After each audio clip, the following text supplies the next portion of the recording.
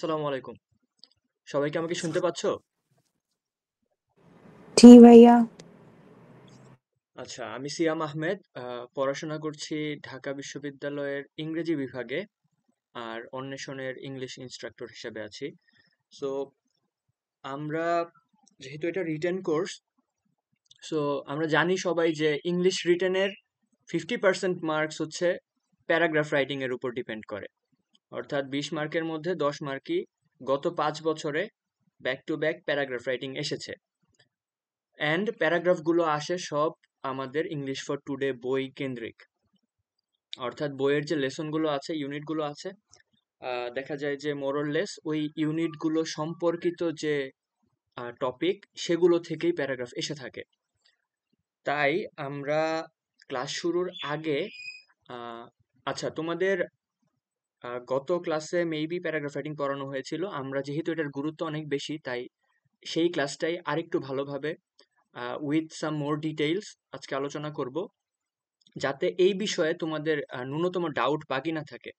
এবং পরবর্তীতে আমাদের যে ক্লাসগুলো হবে এবং যে এক্সামগুলো হবে, প্রতিটা এক্সামেই প্যারাগ্রাফ রাইটিং থাকবে। অর্থাৎ আমরা যাই পড়াই না কেন, কবিতা এক্সপ্লেনেশনের জন্য কবিতা পড়াবো কিছু, তারপর কিভাবে সেন্টেন্স মেকিং করতে হয় সেগুলো নিয়ে প্র্যাকটিস করব, কিন্তু প্যারাগ্রাফ রাইটিং প্রত্যেকটা এক্সামেই থাকবে। সো ওই এক্সামে যাতে আমি আজকে যা যা শেখানো হবে সেই ক্যারেক্টারিস্টিক্স গুলো দেখতে পাই, সেটা আশা করব। তাই আমি তোমাদের কাছে আশা করি যে তোমরা একটু নোট নিবে, যে মানে খুব কমপ্লেক্স কিছু না, কিছু বেসিক রুলস সেগুলো নোট নিয়ে রাখবে এবং লেখার টাইমে ইমপ্লিমেন্ট করার চেষ্টা করবে। আচ্ছা, তার আগে আমরা একটু কোশ্চেন অ্যানালাইসিস দেখে আসি যে গত বছরে আসলে কেমন প্যারাগ্রাফ এসেছিল বা কেমন কোশ্চেন এসেছিল। উম,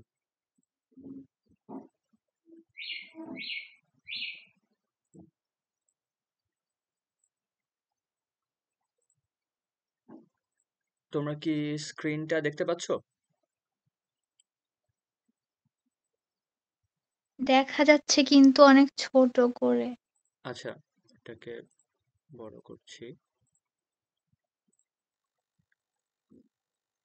এখন ক্লিয়ার?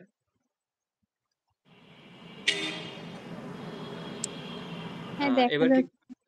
ওকে। সো ইংলিশের আমরা বললামই, টোটাল মার্কস 20 আর পাস মার্কস হচ্ছে 5। সো 20-র মধ্যে অ্যাটলিস্ট 5 পেতে হবে। এখন মনে হতে পারে যে পাস করা খুবই সহজ বাংলা বা ইংলিশ দুটোতেই, কিন্তু যেটা হয়, টাইম ম্যানেজমেন্টে আমাদের প্রবলেম হয়ে যায়। সো বাংলায় দেখা গেল অনেক ভালো করে আনসার করলাম, 18-19 পেলাম, 17-18 পেয়ে গেলাম, কিন্তু ইংলিশের জন্য টাইম থাকলো না। সো তখন ইংলিশে 5 তোলাও কঠিন হয়ে যেতে পারে। এই জন্য টাইম ম্যানেজমেন্টটা তোমরা একটু খেয়াল করবা। আচ্ছা, সিলেবাস হচ্ছে, সিলেবাসটা নেওয়া হয়েছে মূলত ওই যে যে সার্কুলারটা থাকে, বি ইউনিটের সার্কুলার এই বছরের, সেটা থেকে। সো ওইখানে বলা আছে শর্ট প্যারাগ্রাফ থাকবে, যেটা এখন পর্যন্ত প্রত্যেক বছর আসছে। দেন সেন্টেন্স মেকিং, এটাও খুবই ইম্পর্টেন্ট, প্রায় প্রতি বছরই আসছে। দেন এক্সপ্লেনেশন। সো এক্সপ্লেনেশন সম্পর্কে বলা আছে যে explain with reference to the context.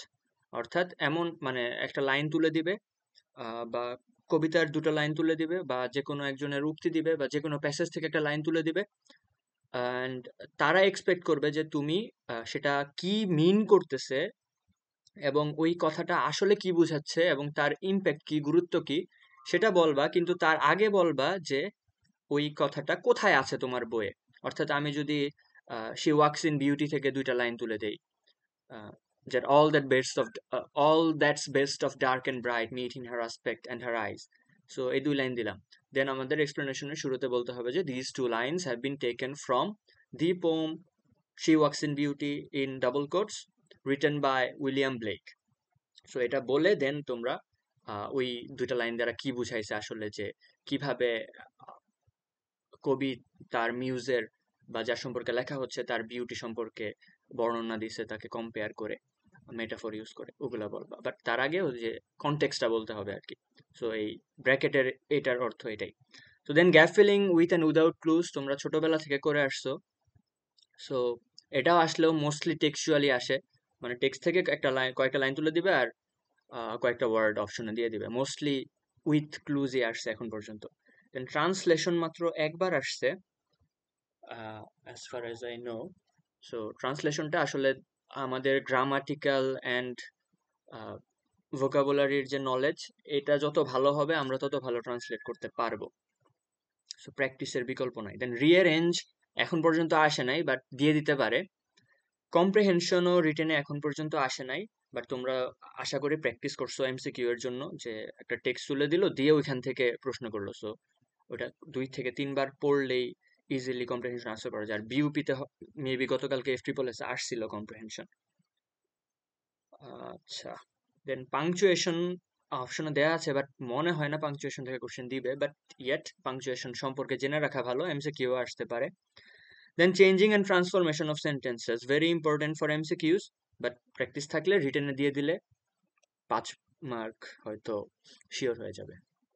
আচ্ছা, সো জেনারেল গাইডলাইনের মধ্যে আহ, আমরা সবাই জানি এগুলো আসলে কি টেস্ট করার জন্য রিটেনটা নেওয়া হয়। মূলত স্টুডেন্টের এবিলিটিটা চেক করা হয়, যে তার ল্যাঙ্গুয়েজের উপরে কতটুকু এবিলিটি আছে, বোথ বেঙ্গলি অ্যান্ড ইংলিশ, সে নিজেকে সঠিকভাবে গুছায় কারেক্ট ল্যাঙ্গুয়েজে এক্সপ্রেস করতে পারতেছে কিনা। সো তার জন্য আবারও ঘুরে ফিরে সেম কথা, যে আমাদের জানতে হবে হচ্ছে গ্রামার।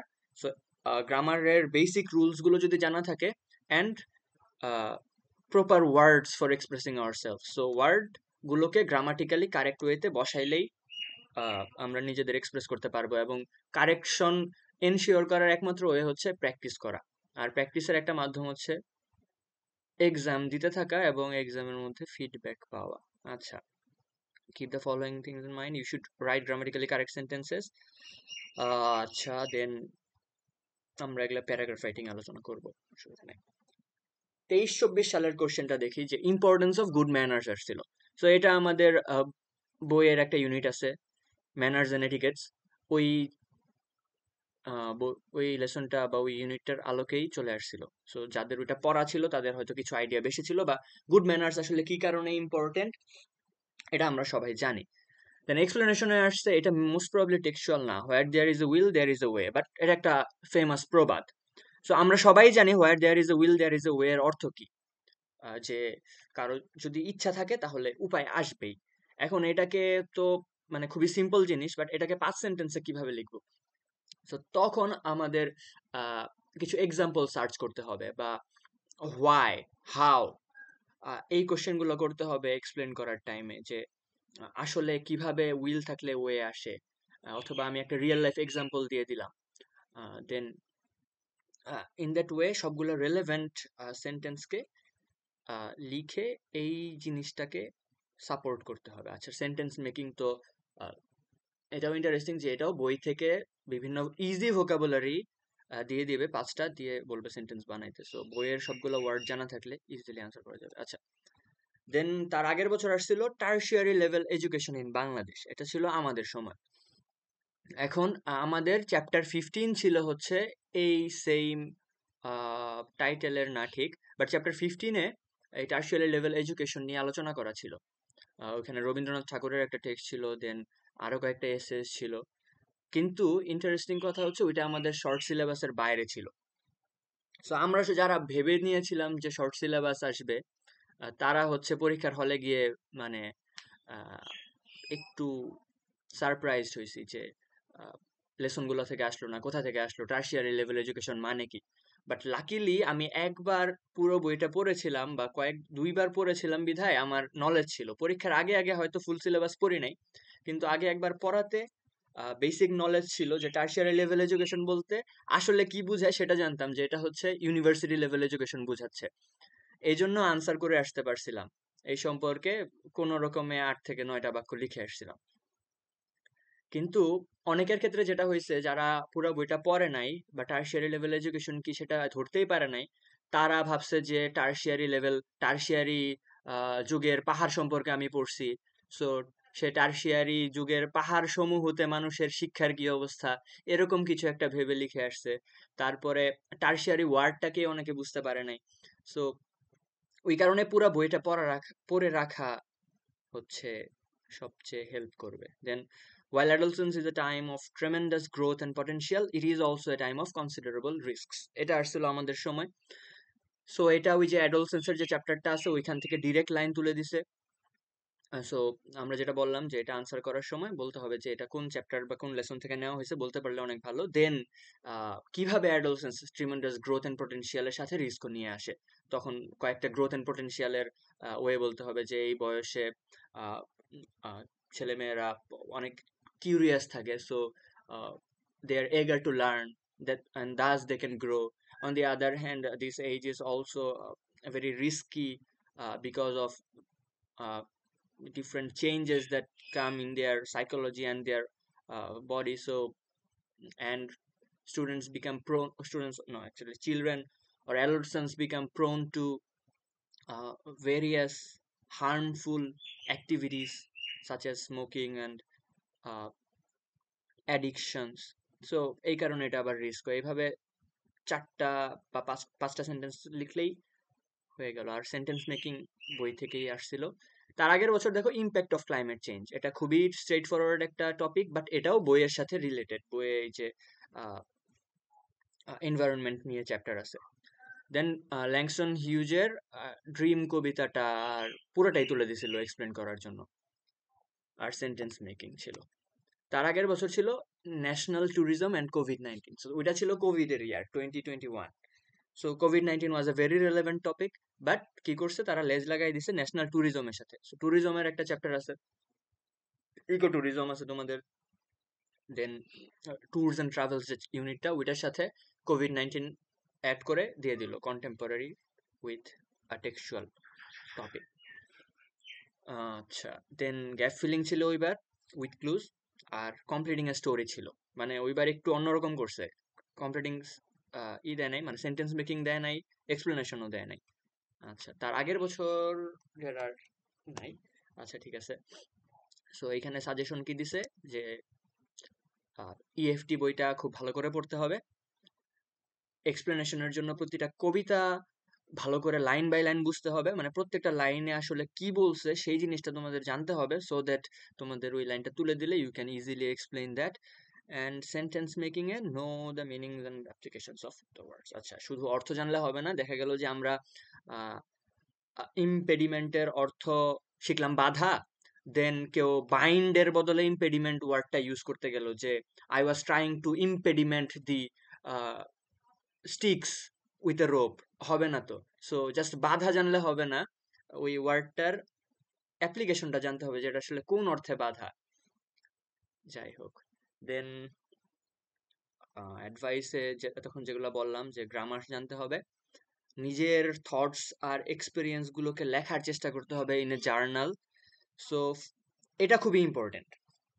সেকেন্ড পয়েন্টটা দেখবা যে বিভিন্ন মোটিভেশনাল ভিডিওতে বা সেলফ হেল্প বইগুলোতে বলবে যে স্টার্ট জার্নালিং, অথবা journaling is the habit of মিলিয়নিয়ার্স, billionaires and good students. So যেটা করবা তোমরা, যেহেতু আর 1 মাস বাকি আছে, আর লেখার জন্য আমরা টপিক পাই না অনেক ক্ষেত্রে, বা যেটা হয় যে লেখার প্র্যাকটিস হয় না পর্যাপ্ত। সো লেখা বা রাইটিং এমন একটা জিনিস যেটা কন্টিনিউয়াস প্র্যাকটিস না করলে চলে যায় স্কিলটা, মানে এটা একটা ধারালো অস্ত্রের মতো যেটাকে কন্টিনিউয়াস ধার দিতে থাকতে হয়। সো তোমরা যেটা করবা, প্রতিদিন তো পড়তেছো, অনেক কিছু পড়তেছো, বাংলা, ইংরেজি, সাধারণ জ্ঞান।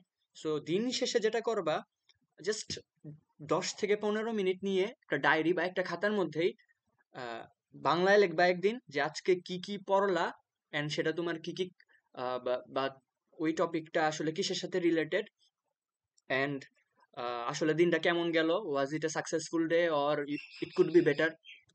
সো একদিন বাংলায় লিখবা, একদিন ইংলিশে লিখবা। দিন শেষে এতে যেটা হবে, তোমার প্রথমত ছোট ছোট সাকসেস গুলাকে নোট করা হবে যে আজকের দিনে এই অ্যাচিভ করলাম। সো এটা তোমাকে একটা স্যাটিসফ্যাকশন দিবে যে না, কিছু একটা তো পড়ছি। আর ইন এডিশন তোমার হয়ে যাবে, রাইটিং এর একটা প্র্যাকটিস হয়ে যাবে। আচ্ছা, আর summaries of lessons after reading them. হ্যাঁ, আর যদি ইংলিশ ফর টুডে বইটা ভালো করে পড়া না থাকে এখনো, তাহলে যেটা করতে পারো, একটা টেক্সট পড়ার পরে বা একটা লেসন পড়ার পরে 3 থেকে 4 বাক্যে ওইটার একটা সামারি লেখার চেষ্টা করলা, তাহলে তোমার কম্প্রিহেনশনটা হয়ে গেল, ওই লেসনে কি বলছে সেটাও জানলা, আর রাইটিং এর প্র্যাকটিস হলো। আচ্ছা, আর learn to write a paragraph following the proper rules আমরা আজকে দেখব। Check your writing and find out the grammatical, syntactical আর অর্গানাইজেশনাল এরর্স। আচ্ছা, নিজের লেখা চেক করে ভুল বের করতে হবে। নিজের লেখা থেকে নিজে ভুল বের করা একটু কঠিন কাজ, একটু বিরক্ত লাগে, বাট ভুল বের করার জন্য আমরা আছি। আমরা এক্সাম নিব, এক্সামে যেই ছোটখাটো ভুলও হবে সেগুলো আমরা ধরে দেওয়ার চেষ্টা করব। Receive feedback from experience. আচ্ছা, আমরা ফিডব্যাকও দেওয়ার চেষ্টা করব।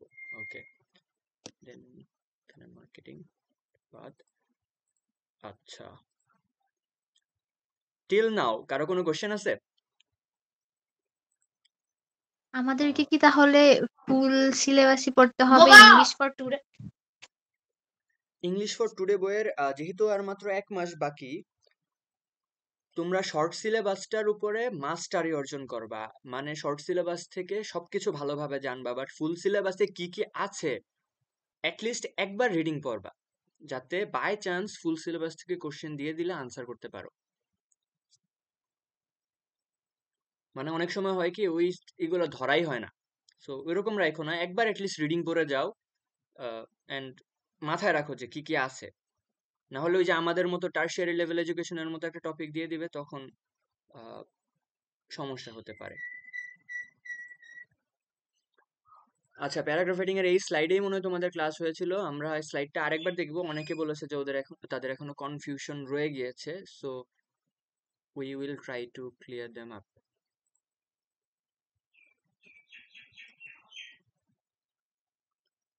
আচ্ছা, সো প্রথমেই ওয়ার্নিং দেই একটা, যে আমরা ক্লাস 1 থেকে 12 পর্যন্ত প্যারাগ্রাফ লিখে আসছি। আই মিন ক্লাস 1-এ না থাকলেও হয়তো 2 থেকে প্যারাগ্রাফ ছিল, যে মাই সেলফ, মাই ফ্যামিলি, তারপরে my school, etcetera, my favourite animal, pet. আমার ছোট বোন 4-এ পড়ে, সো ওকে আমি এগুলো প্যারাগ্রাফ লিখতে দেখি, যে মাই ফ্যামিলি লেখে, দেন মাই ফেভারিট অ্যানিমেল, এগুলা। সো ওইখান থেকে আমাদের প্যারাগ্রাফ লেখার আছে, যে ওই সম্পর্কে যা যা আছে সব বলে দিব। ফর এক্সাম্পল মাই সেলফ, আমার সম্পর্কে যা যা আমি জানি, আমি কোন ক্লাসে পড়ি, যা যা আছে, তারপরে আমি কোথায় থাকি, কি খাই, কি খেলি, সব বলবো। দেন মাই ফ্যামিলি সম্পর্কে, আমার ফ্যামিলিতে কে কে আছে, এভরিথিং।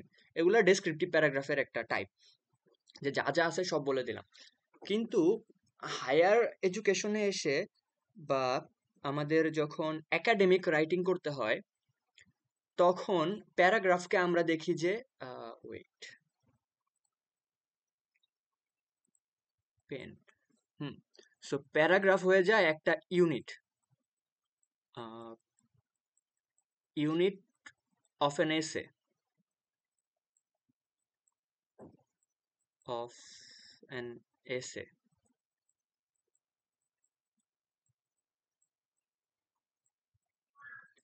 অর্থাৎ প্যারাগ্রাফ মানে একটা প্যারাগ্রাফ একটা এসের একটা অংশ হিসেবে থাকে। সো তখন কি করতে হয়, আমাদের একটা প্যারাগ্রাফে একটা আইডিয়া নিয়ে কথা বলতে হয়। সো এতদিন আমরা কি করতাম, একটা টপিক নিয়ে বলতাম একটা প্যারাগ্রাফে। ধরো টপিক হচ্ছে বাংলাদেশ, সো আমরা কি করতাম, যে বাংলাদেশ সম্পর্কে আমি যা যা জানি, Bangladesh is a river and country, it got independence in 1971, it won the under 19 cricket world cup in dash dash dash year. Then মানে বাংলাদেশ সম্পর্কে যা যা আছে সবই, এতক্ষণ যা যা বললাম সব কিন্তু বাংলাদেশ সম্পর্কে।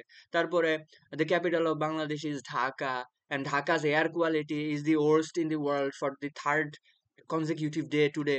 মানে এগুলা সবই কিন্তু ঢাকা মানে বাংলাদেশ সম্পর্কিত কথা হচ্ছে। অ্যান্ড এটা লিখলে আমার প্যারাগ্রাফও হয়ে যেত। আমি কারেক্ট ইংলিশে লিখছি, আমি বাংলাদেশ সম্পর্কে লিখছি, আমার প্যারাগ্রাফ ডান। আমরাও এভাবেই লিখছি ইভেন ইন্টারমিডিয়েটেও। কিন্তু আমরা ইউনিভার্সিটিতে ওঠার পরে যেটা শিখলাম, সেটা হচ্ছে যে না, আমার টপিক যদি হয় বাংলাদেশ, আমি আমার এক প্যারাগ্রাফে বাংলাদেশ সম্পর্কে সবকিছু লিখতে পারবো না।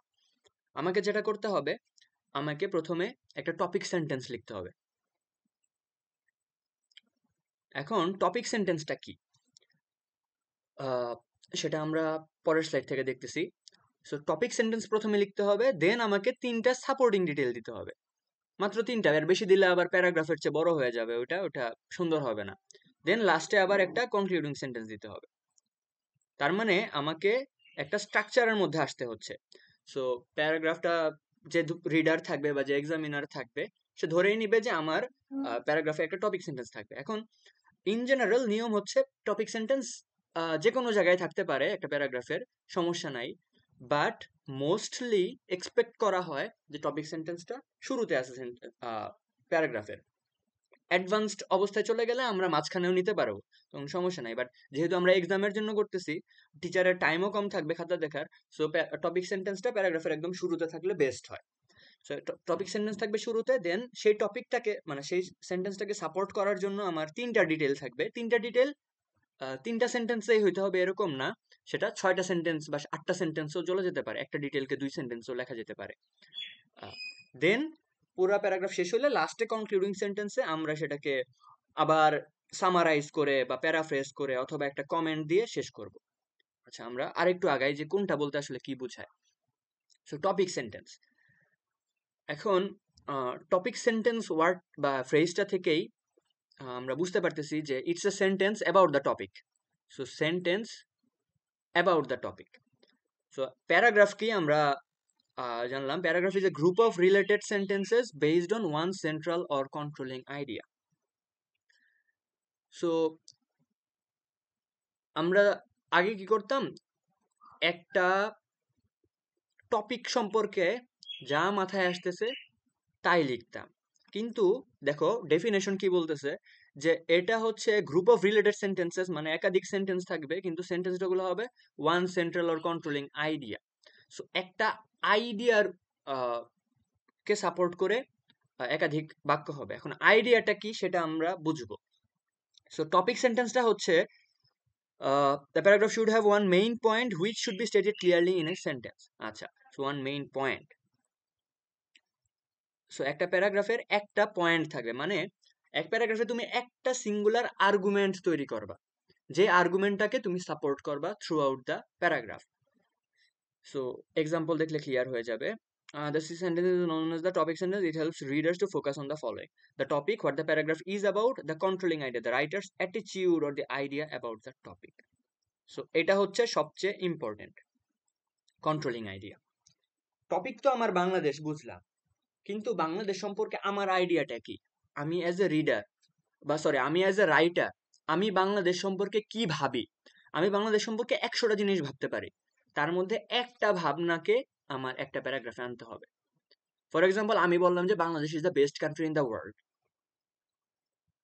এখন ইন্ডিয়ার এক ভাই বা পাকিস্তানের এক লোক সে হয়তো বলবে যে India is the best country in the world and Bangladesh is not. So that means Bangladesh যে best country in the world আমি বললাম, এটা is my perspective, my attitude, অথবা my attitude towards Bangladesh, right? So এটা আমার অপিনিয়ন। এখন আমার প্যারাগ্রাফে কি হবে, আমার অপিনিয়নটা আসবে, বুঝছো?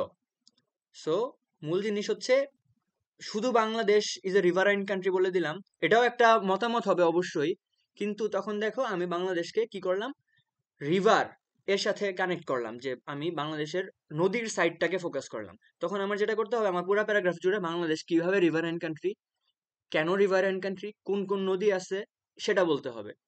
আমি বললাম Bangladesh is the best country in the world. এখন কোন কোন বেসিসে ভালো, কোন কোন বেসিসে বেস্ট, কি কারণে বেস্ট হইলো সেটা আমার প্রমাণ করতে হবে। কিন্তু আমি যদি বলি যে Dhaka is the capital of Bangladesh, এটা একটা ভালো টপিক সেন্টেন্স না, কারণ এটা কোনো মতামত না আমার, এটা একটা fact, just random fact, and এটা দিয়ে কিছু মিন করতেছে না, এটা জাস্ট একটা তথ্য দিতেছে। সো টপিক সেন্টেন্সে একটা অপিনিয়ন থাকতে হবে, অ্যান্ড সেই অপিনিয়নটাই হচ্ছে কন্ট্রোলিং আইডিয়া, যেটা আমার প্যারাগ্রাফটাকে কন্ট্রোল করবে, মানে আমার পুরো প্যারাগ্রাফের আইডিয়াটাকে একটা ছাঁচের মধ্যে রাখবে। আমরা আরো ক্লিয়ার হব সামনের স্লাইডগুলোতে। আচ্ছা, সো কন্ট্রোলিং আইডিয়া নিয়ে এই পুরো স্লাইডটা মানে এই then the controlling idea is what focuses or controls the information in the rest of the paragraph. এই তো, সো এটা হচ্ছে রেস্ট অফ দ্য প্যারাগ্রাফে কি ইনফরমেশন থাকবে সেটা কন্ট্রোল করে। The reader can ask questions about the controlling idea and expect to have them answered in the paragraph. So এই second সেন্টেন্সটা দেখো। সো তুমি কন্ট্রোলিং আইডিয়াতে বললা যে Bangladesh is the best country in the world, ঠিক আছে? না আমি কোশ্চেন করব যে হোয়াই, হাউ। সো ওই কোশ্চেনগুলার আনসার আমার প্যারাগ্রাফে আমি এক্সপেক্ট করব। সো একটা রিডার তোমার কন্ট্রোলিং আইডিয়া সম্পর্কে কোশ্চেন করতে পারবে। তো আমি যদি বলি Dhaka is the capital of Bangladesh, এটা সম্পর্কে আমি কি কোশ্চেন করব? হোয়াই, হাউ, এই কোশ্চেনগুলো কি করা যায়? মানে তেমন ফ্রুটফুল কোশ্চেন কিন্তু হয় না। সো একটা কমেন্ট হবে হচ্ছে আমার কন্ট্রোলিং আইডিয়া। যেমন এখানে দেখো, আমার টপিক হচ্ছে the first step in learning cycling, অথবা সাইক্লিং হচ্ছে আমার টপিক সেন্টেন্স, অথবা learning to cycle is my topic sentence, কি টপিক হলো। দেন আমি কি কমেন্ট করলাম? The first step in learning cycling is the hardest. So আমি ফার্স্ট স্টেপ ইন লার্নিং সাইক্লিংকে হার্ডেস্ট বললাম। এখন কেন এটা হার্ডেস্ট, কিভাবে হার্ডেস্ট, কোন কোন কারণে হার্ড? সো এই কোশ্চেনগুলো আমি করতে পারতেছি, অ্যান্ড এগুলার আনসারটাই হবে আমার প্যারাগ্রাফ। আচ্ছা, দেন আমি এই যে দেখো নিচের দিকে, মাই school is a modern school. আমি আমার স্কুল সম্পর্কে হাজারটা জিনিস বলতে পারি। আমার স্কুল প্যারাগ্রাফ আসলো, আমি বললাম যে my school is located in Kotbari, Comilla, এটা দিয়ে শুরু করলাম। And it was established in 1983, বলা যায় কিন্তু রেলেভেন্ট তথ্য, কিন্তু সেগুলা আমার প্যারাগ্রাফ বা একটা গুড প্যারাগ্রাফের জন্য ভালো সেন্টেন্স না। কারণ আমরা প্যারাগ্রাফে যেটা এক্সপেক্ট করব ইজ এ কমেন্ট, তোমার আইডিয়া কি ওই সম্পর্কে। সো তুমি কি বললা? মাই school is a modern school. এখন এটা মডার্ন কি না সেই জিনিসটা কিন্তু রিলেটিভ, এটা একটা অপিনিয়ন হইলো। তখন তুমি এক্সপ্লেন করলা যে কিভাবে এটা একটা মডার্ন স্কুল। তুমি বলবা যে আমার স্কুলে প্রত্যেকটা ক্লাসরুমে মাল্টিমিডিয়া আছে, তারপরে বলবা যে কম্পিউটার ল্যাব আছে একটা মডার্ন, দেন মডার্ন আর কি কি ফ্যাসিলিটিস আছে, মাইক্রোফোন আছে, স্পিকারস আছে, তারপরে বায়োলজি ল্যাব আছে একটা খুব সুন্দর, ফিজিক্স ল্যাবে এই আছে সেই আছে, and all these characteristics make my school a modern school. Then my school is the best school in Bangladesh, which Bangladesh is the best country in the world, যেরকম ওইরকমই। তখন তুমি কি প্রুফ করবে যে তোমার স্কুল কেন বেস্ট, তোমার স্কুলের রেজাল্ট ভালো, তোমার স্কুলের থেকে কোকারিকুলার অ্যাক্টিভিটিস ভালো, এভরিথিং, এইগুলা তুমি বলে তুমি প্রমাণ করবে যে তোমার স্কুলটাই best. Then my school is my favourite place. হ্যাঁ, তোমার ফেভারিট প্লেস কেন সেটা তুমি বলবা, কিভাবে ফেভারিট প্লেস, কোন কোন কারণে ফেভারিট প্লেস বললা, তোমার প্যারাগ্রাফ হয়ে গেল। কিন্তু এই যে my school is located in Dhaka, it's not a good topic sentence. So আমরা এতক্ষণ যেগুলো দেখলাম এগুলো হচ্ছে টপিক সেন্টেন্সের এক্সাম্পল। ফার্স্ট সেন্টেন্সটা আমাদের কেমন হবে একটা প্যারাগ্রাফে? এটা হবে একটা কমেন্ট, মানে একটা অ্যাডজেক্টিভ দিয়ে তুমি ডেসক্রাইব করবা। আচ্ছা, দেন ওই যে টপিক সেন্টেন্সে কি থাকবে? একটা টপিক থাকবে আর একটা কন্ট্রোলিং আইডিয়া থাকবে। সো সেই কন্ট্রোলিং আইডিয়া সম্পর্কে আমরা আরেকটু বিস্তারিত জানবো। So let us consider the following topic sentence. Parents can help their children be successful in school by encouraging them. So ধরো তোমার টপিক ছিল যে how parents can help their children succeed in school. তুমি বললা যে parents can help their children succeed in school by encouraging them. So তোমার controlling idea হচ্ছে encouraging them. তারপরে তুমি কি বলবা পরবর্তী পুরো প্যারাগ্রাফ জুড়ে সেটা আমরা দেখি কি বলছে। The controlling idea is encouraging, and reader might ask the following questions and expect the paragraph written on this topic to answer them. So how can parents encourage their children?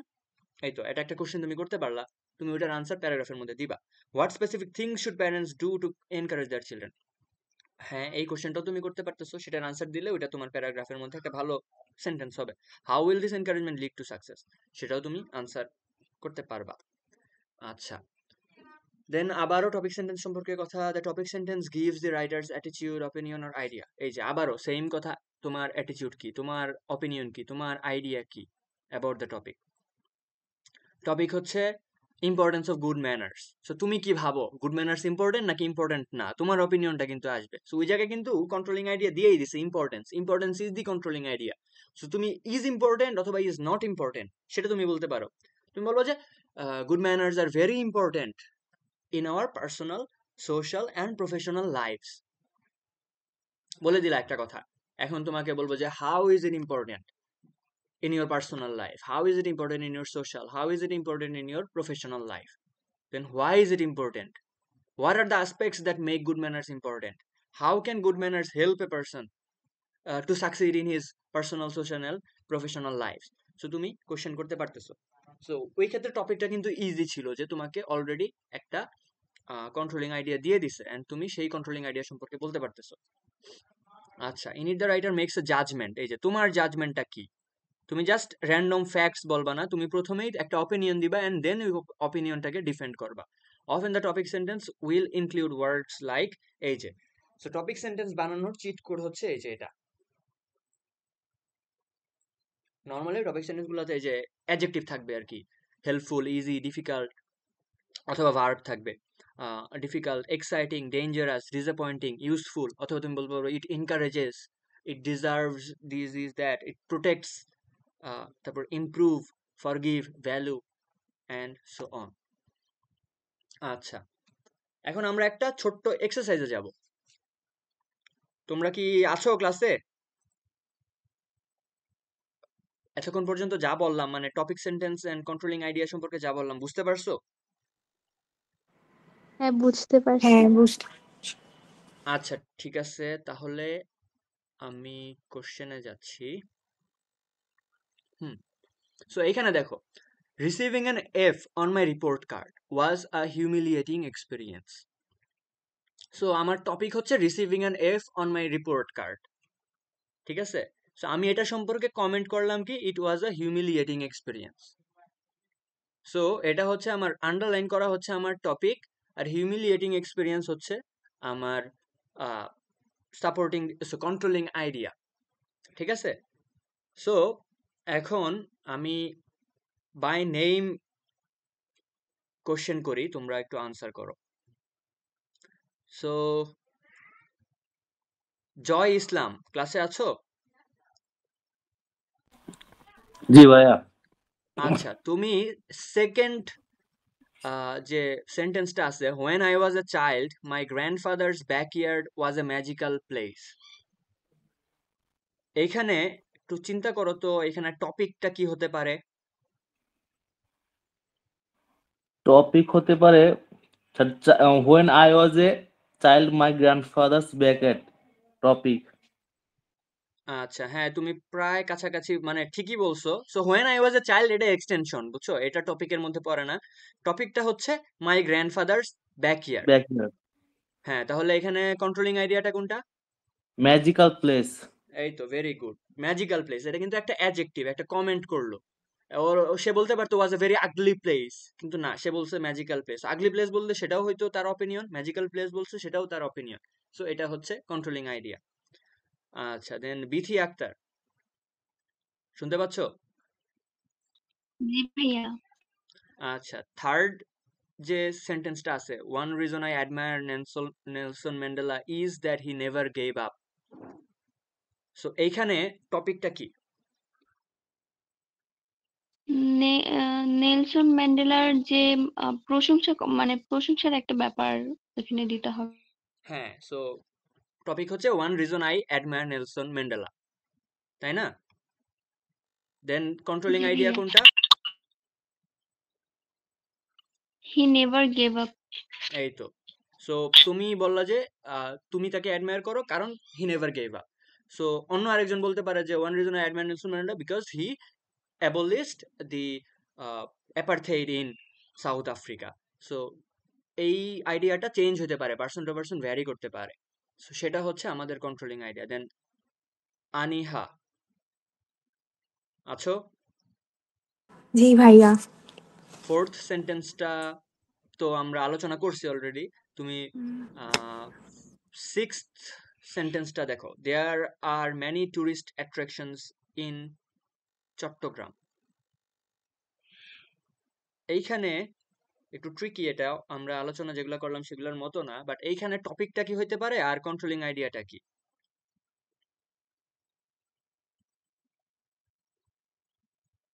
6 number সেন্টেন্সটা।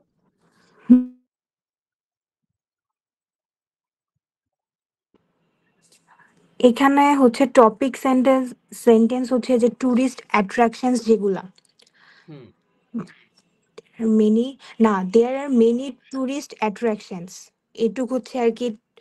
আহ, না না না, মানে আমি বলি এই attractions গুলাই হচ্ছে টপিক, কন্ট্রোলিং আইডিয়া। না না, কন্ট্রোলিং আইডিয়া। হ্যাঁ আর টপিক চট্টগ্রাম। বুঝতেছি না কি। না না, there are many tourist attractions in আচ্ছা Chattogram. আচ্ছা, কনফিউজ হয়েও না, তুমি কাছাকাছি বলছো। তুমি এটাকে দুই ভাবে বলতে পারো। প্রথমত, চট্টগ্রামটাকে তুমি টপিক বলতে পারো, আর ম্যানি টুরিস্ট অ্যাট্রাকশন যেটা তুমি বলতে নিছিলা সেটা হচ্ছে কন্ট্রোলিং হুম আইডিয়া, কারণ আমি চট্টগ্রাম সম্পর্কে শুধু টুরিস্ট অ্যাট্রাকশনে ফোকাস করছি, তাই না? হুম, হ্যাঁ so there are many tourist attraction, সেটা হচ্ছে আমার কন্ট্রোলিং আইডিয়া, আর চট্টগ্রামটা হচ্ছে আমার টপিক। এটা জি একভাবে নেওয়া ভাইয়া। যায়। আবার তোমাকে যদি বলা হয় যে টুরিস্ট অ্যাট্রাকশনস ইন চট্টগ্রাম, এটা হলো আমার টপিক, এটা তোমার কোশ্চেনে দিয়ে দিল টুরিস্ট অ্যাট্রাকশনস ইন চট্টগ্রাম, তখন তুমি কি বললা? There are many tourist attractions in Chittagong. So তুমি বলা যে চট্টগ্রামে খালি একটা না, একাধিক টুরিস্ট অ্যাট্রাকশনস আছে। সো তো ম্যানিটাও হচ্ছে তোমার হতে পারে, কন্ট্রোলিং আইডিয়া হতে পারে। So we can think both ways. আচ্ছা, দেন জান্নাতুল মার্জিয়া, শুনতে পাচ্ছ? জি।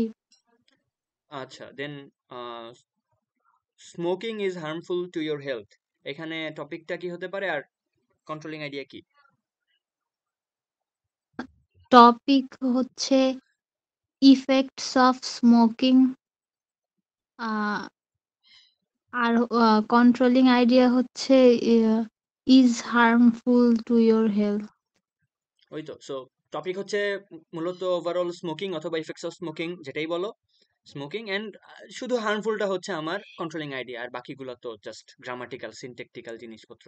So harmful to your health, এটা হচ্ছে আমার controlling idea, you are right. Then আছে আমাদের শেখ আজমাইন নবী। জি ভাইয়া। সো দেখো, এই যে 9 আমাদের টপিকটা tertiary level education in Bangladesh, এখানে টপিক কি আর কন্ট্রোলিং আইডিয়া কি? ভাইয়া টারশিয়ারি লেভেল এডুকেশন এটা হলো টপিক সেন্টেন্স, আর plays a crucial role in the country, এটা হলো ভাইয়া কন্ট্রোলিং আইডিয়া। এই তো, গুড। সো আমি একটু কারেক্ট করে দেই, এটা কোনো বড় সমস্যা না। কয়েকজন বলছো যে এটা হচ্ছে টপিক সেন্টেন্স, না, টপিক সেন্টেন্স হচ্ছে পুরাটা, বুঝছো? সো পুরা সেন্টেন্সটা হচ্ছে আমার টপিক সেন্টেন্স। এইখানে দুইটা পার্ট আছে, একটা হচ্ছে টপিক আর একটা হচ্ছে কন্ট্রোলিং আইডিয়া। সো টপিকটা হচ্ছে tertiary level education in Bangladesh, এটা হচ্ছে আমার topic. Then plays a crucial role in the country's overall development, এটা হচ্ছে আমার controlling idea. So topic and controlling idea দুইটা মিলে হয় হচ্ছে টপিক সেন্টেন্স। যাই হোক, জাস্ট নাম আর কি, তেমন কিছু না। দেন আছে সুইটি, হ্যাঁ ভাইয়া। 10 নাম্বারটা দেখো। Good manners are essential in both personal and professional interactions, এখানে টপিক কি আর কন্ট্রোলিং আইডিয়া কি?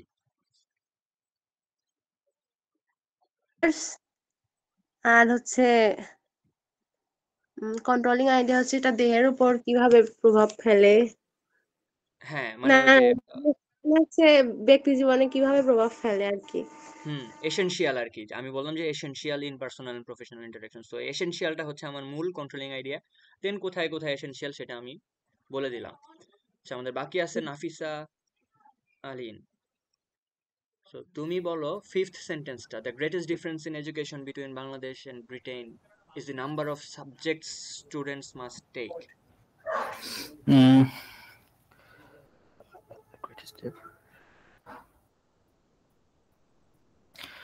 The greatest difference is in education between Bangladesh and Britain. ভাইয়া এখানে হইতেছে এডুকেশন, এখানে বাংলাদেশ আর ব্রিটেন হইতেছে টপিক, আর হইতেছে আর সাবজেক্টস এন্ড স্টুডেন্টস হইতেছে কন্ট্রোলিং আইডিয়া মেবি। আচ্ছা, ক্লোজ। বাংলাদেশ আর ব্রিটেনের এডুকেশনটা হচ্ছে তোমার টপিক, অথবা টপিকটা হচ্ছে difference between the education of Bangladesh and Britain, বুঝছো? সো তোমাকে বললো যে বাংলাদেশ আর ব্রিটেনের এডুকেশনের তুমি একটা কম্পারেটিভ অ্যানালিসিস করো, অথবা তোমার টপিক দিয়ে দিল difference between the education of Bangladesh and Britain. তো তখন তুমি কি বললা যে the greatest difference is the number of subject students must take. So এটা হচ্ছে তোমার ওই যে number of subject students must take, এটা হচ্ছে কন্ট্রোলিং আইডিয়া। মানে এটা একটু কমপ্লেক্স ছিল, এই জন্য আগে দেই নেই, অসুবিধা নেই। আচ্ছা, আর কেউ বাকি আছে কোশ্চেন করতে? নাজির আহমেদ মাত্র জয়েন করলো। নাজির আহমেদ, তুমি শুনতে পাচ্ছ?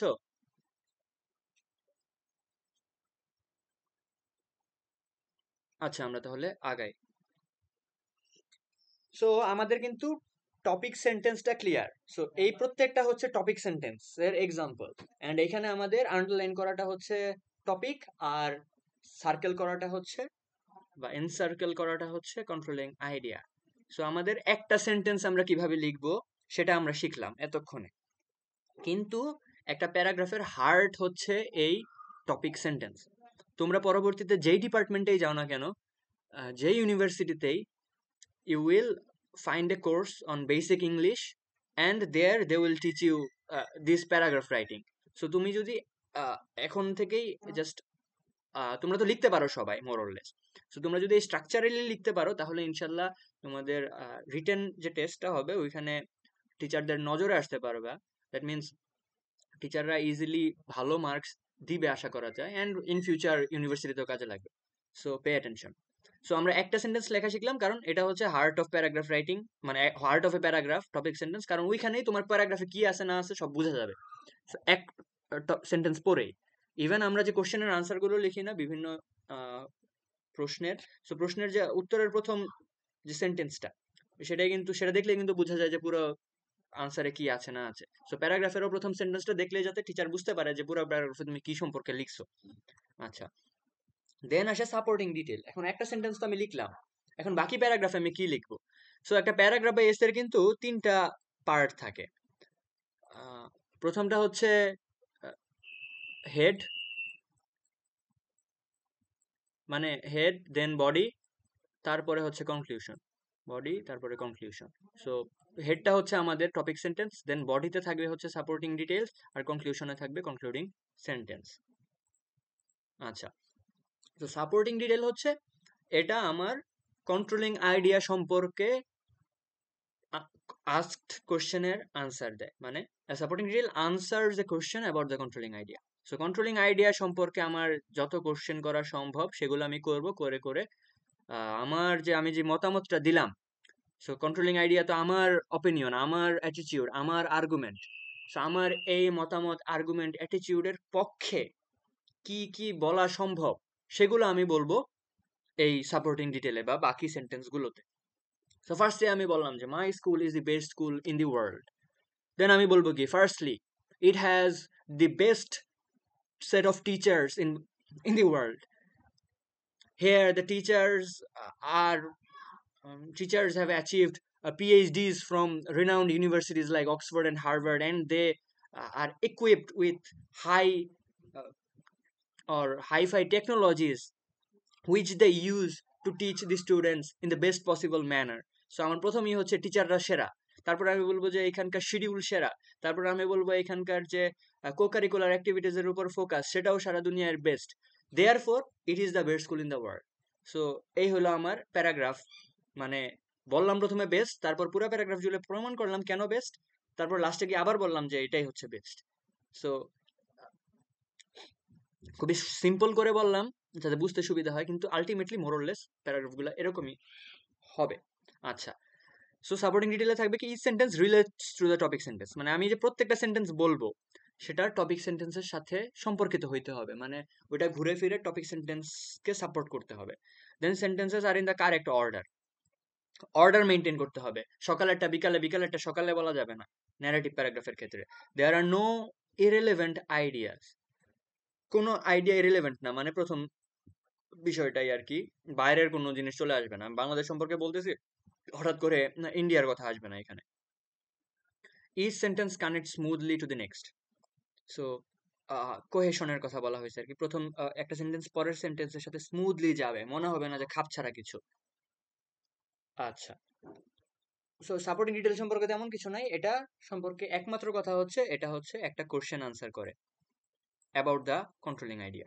দেন কনক্লুডিং সেন্টেন্স, সো টপিক সেন্টেন্সের পরে সাপোর্টিং ডিটেল ইম্পর্টেন্ট, অ্যান্ড তার মানে একটা টিচার নর্মালি যেটা করে স্কিম থ্রু করার জন্য, সে তোমার টপিক সেন্টেন্সটা পড়বে, ফার্স্ট সেন্টেন্সটা পড়বে, দেন দেখবে যে তোমার ইয়ের মধ্যে কোথায় কোথায় কানেক্টর আছে, লিঙ্কিং ওয়ার্ডস আছে, firstly, secondly, thirdly, moreover, furthermore, additionally, তারপরে হচ্ছে on the other hand, besides, on the contrary, এগুলো হচ্ছে আমার linking words.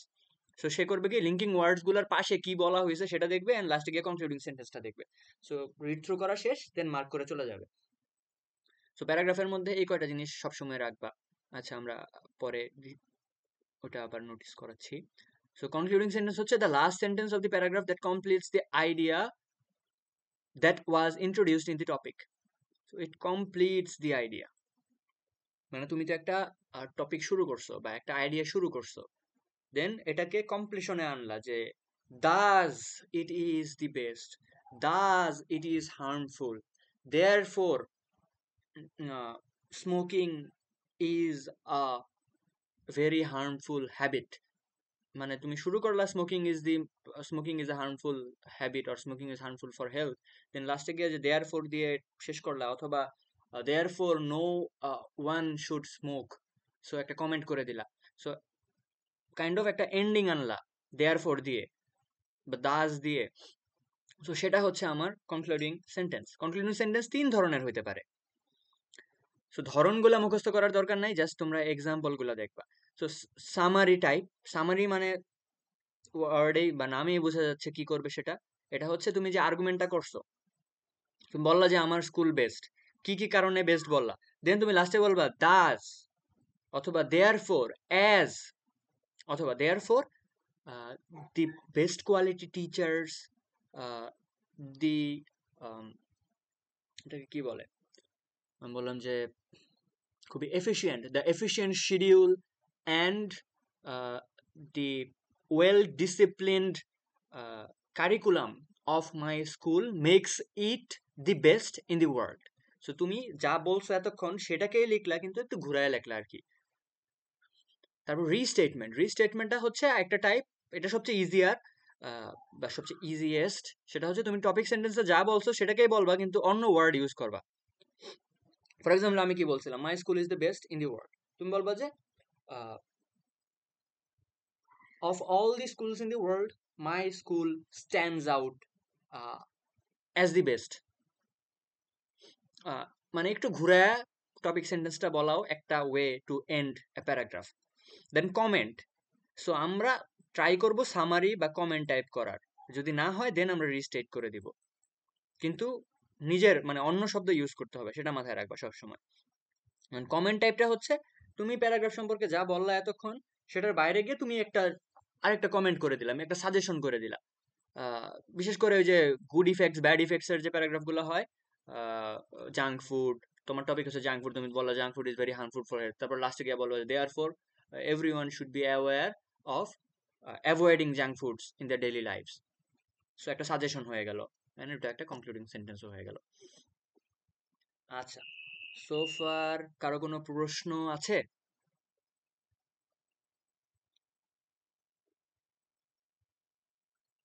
Developmental paragraphs and concluding sentence বুঝতে পারছো?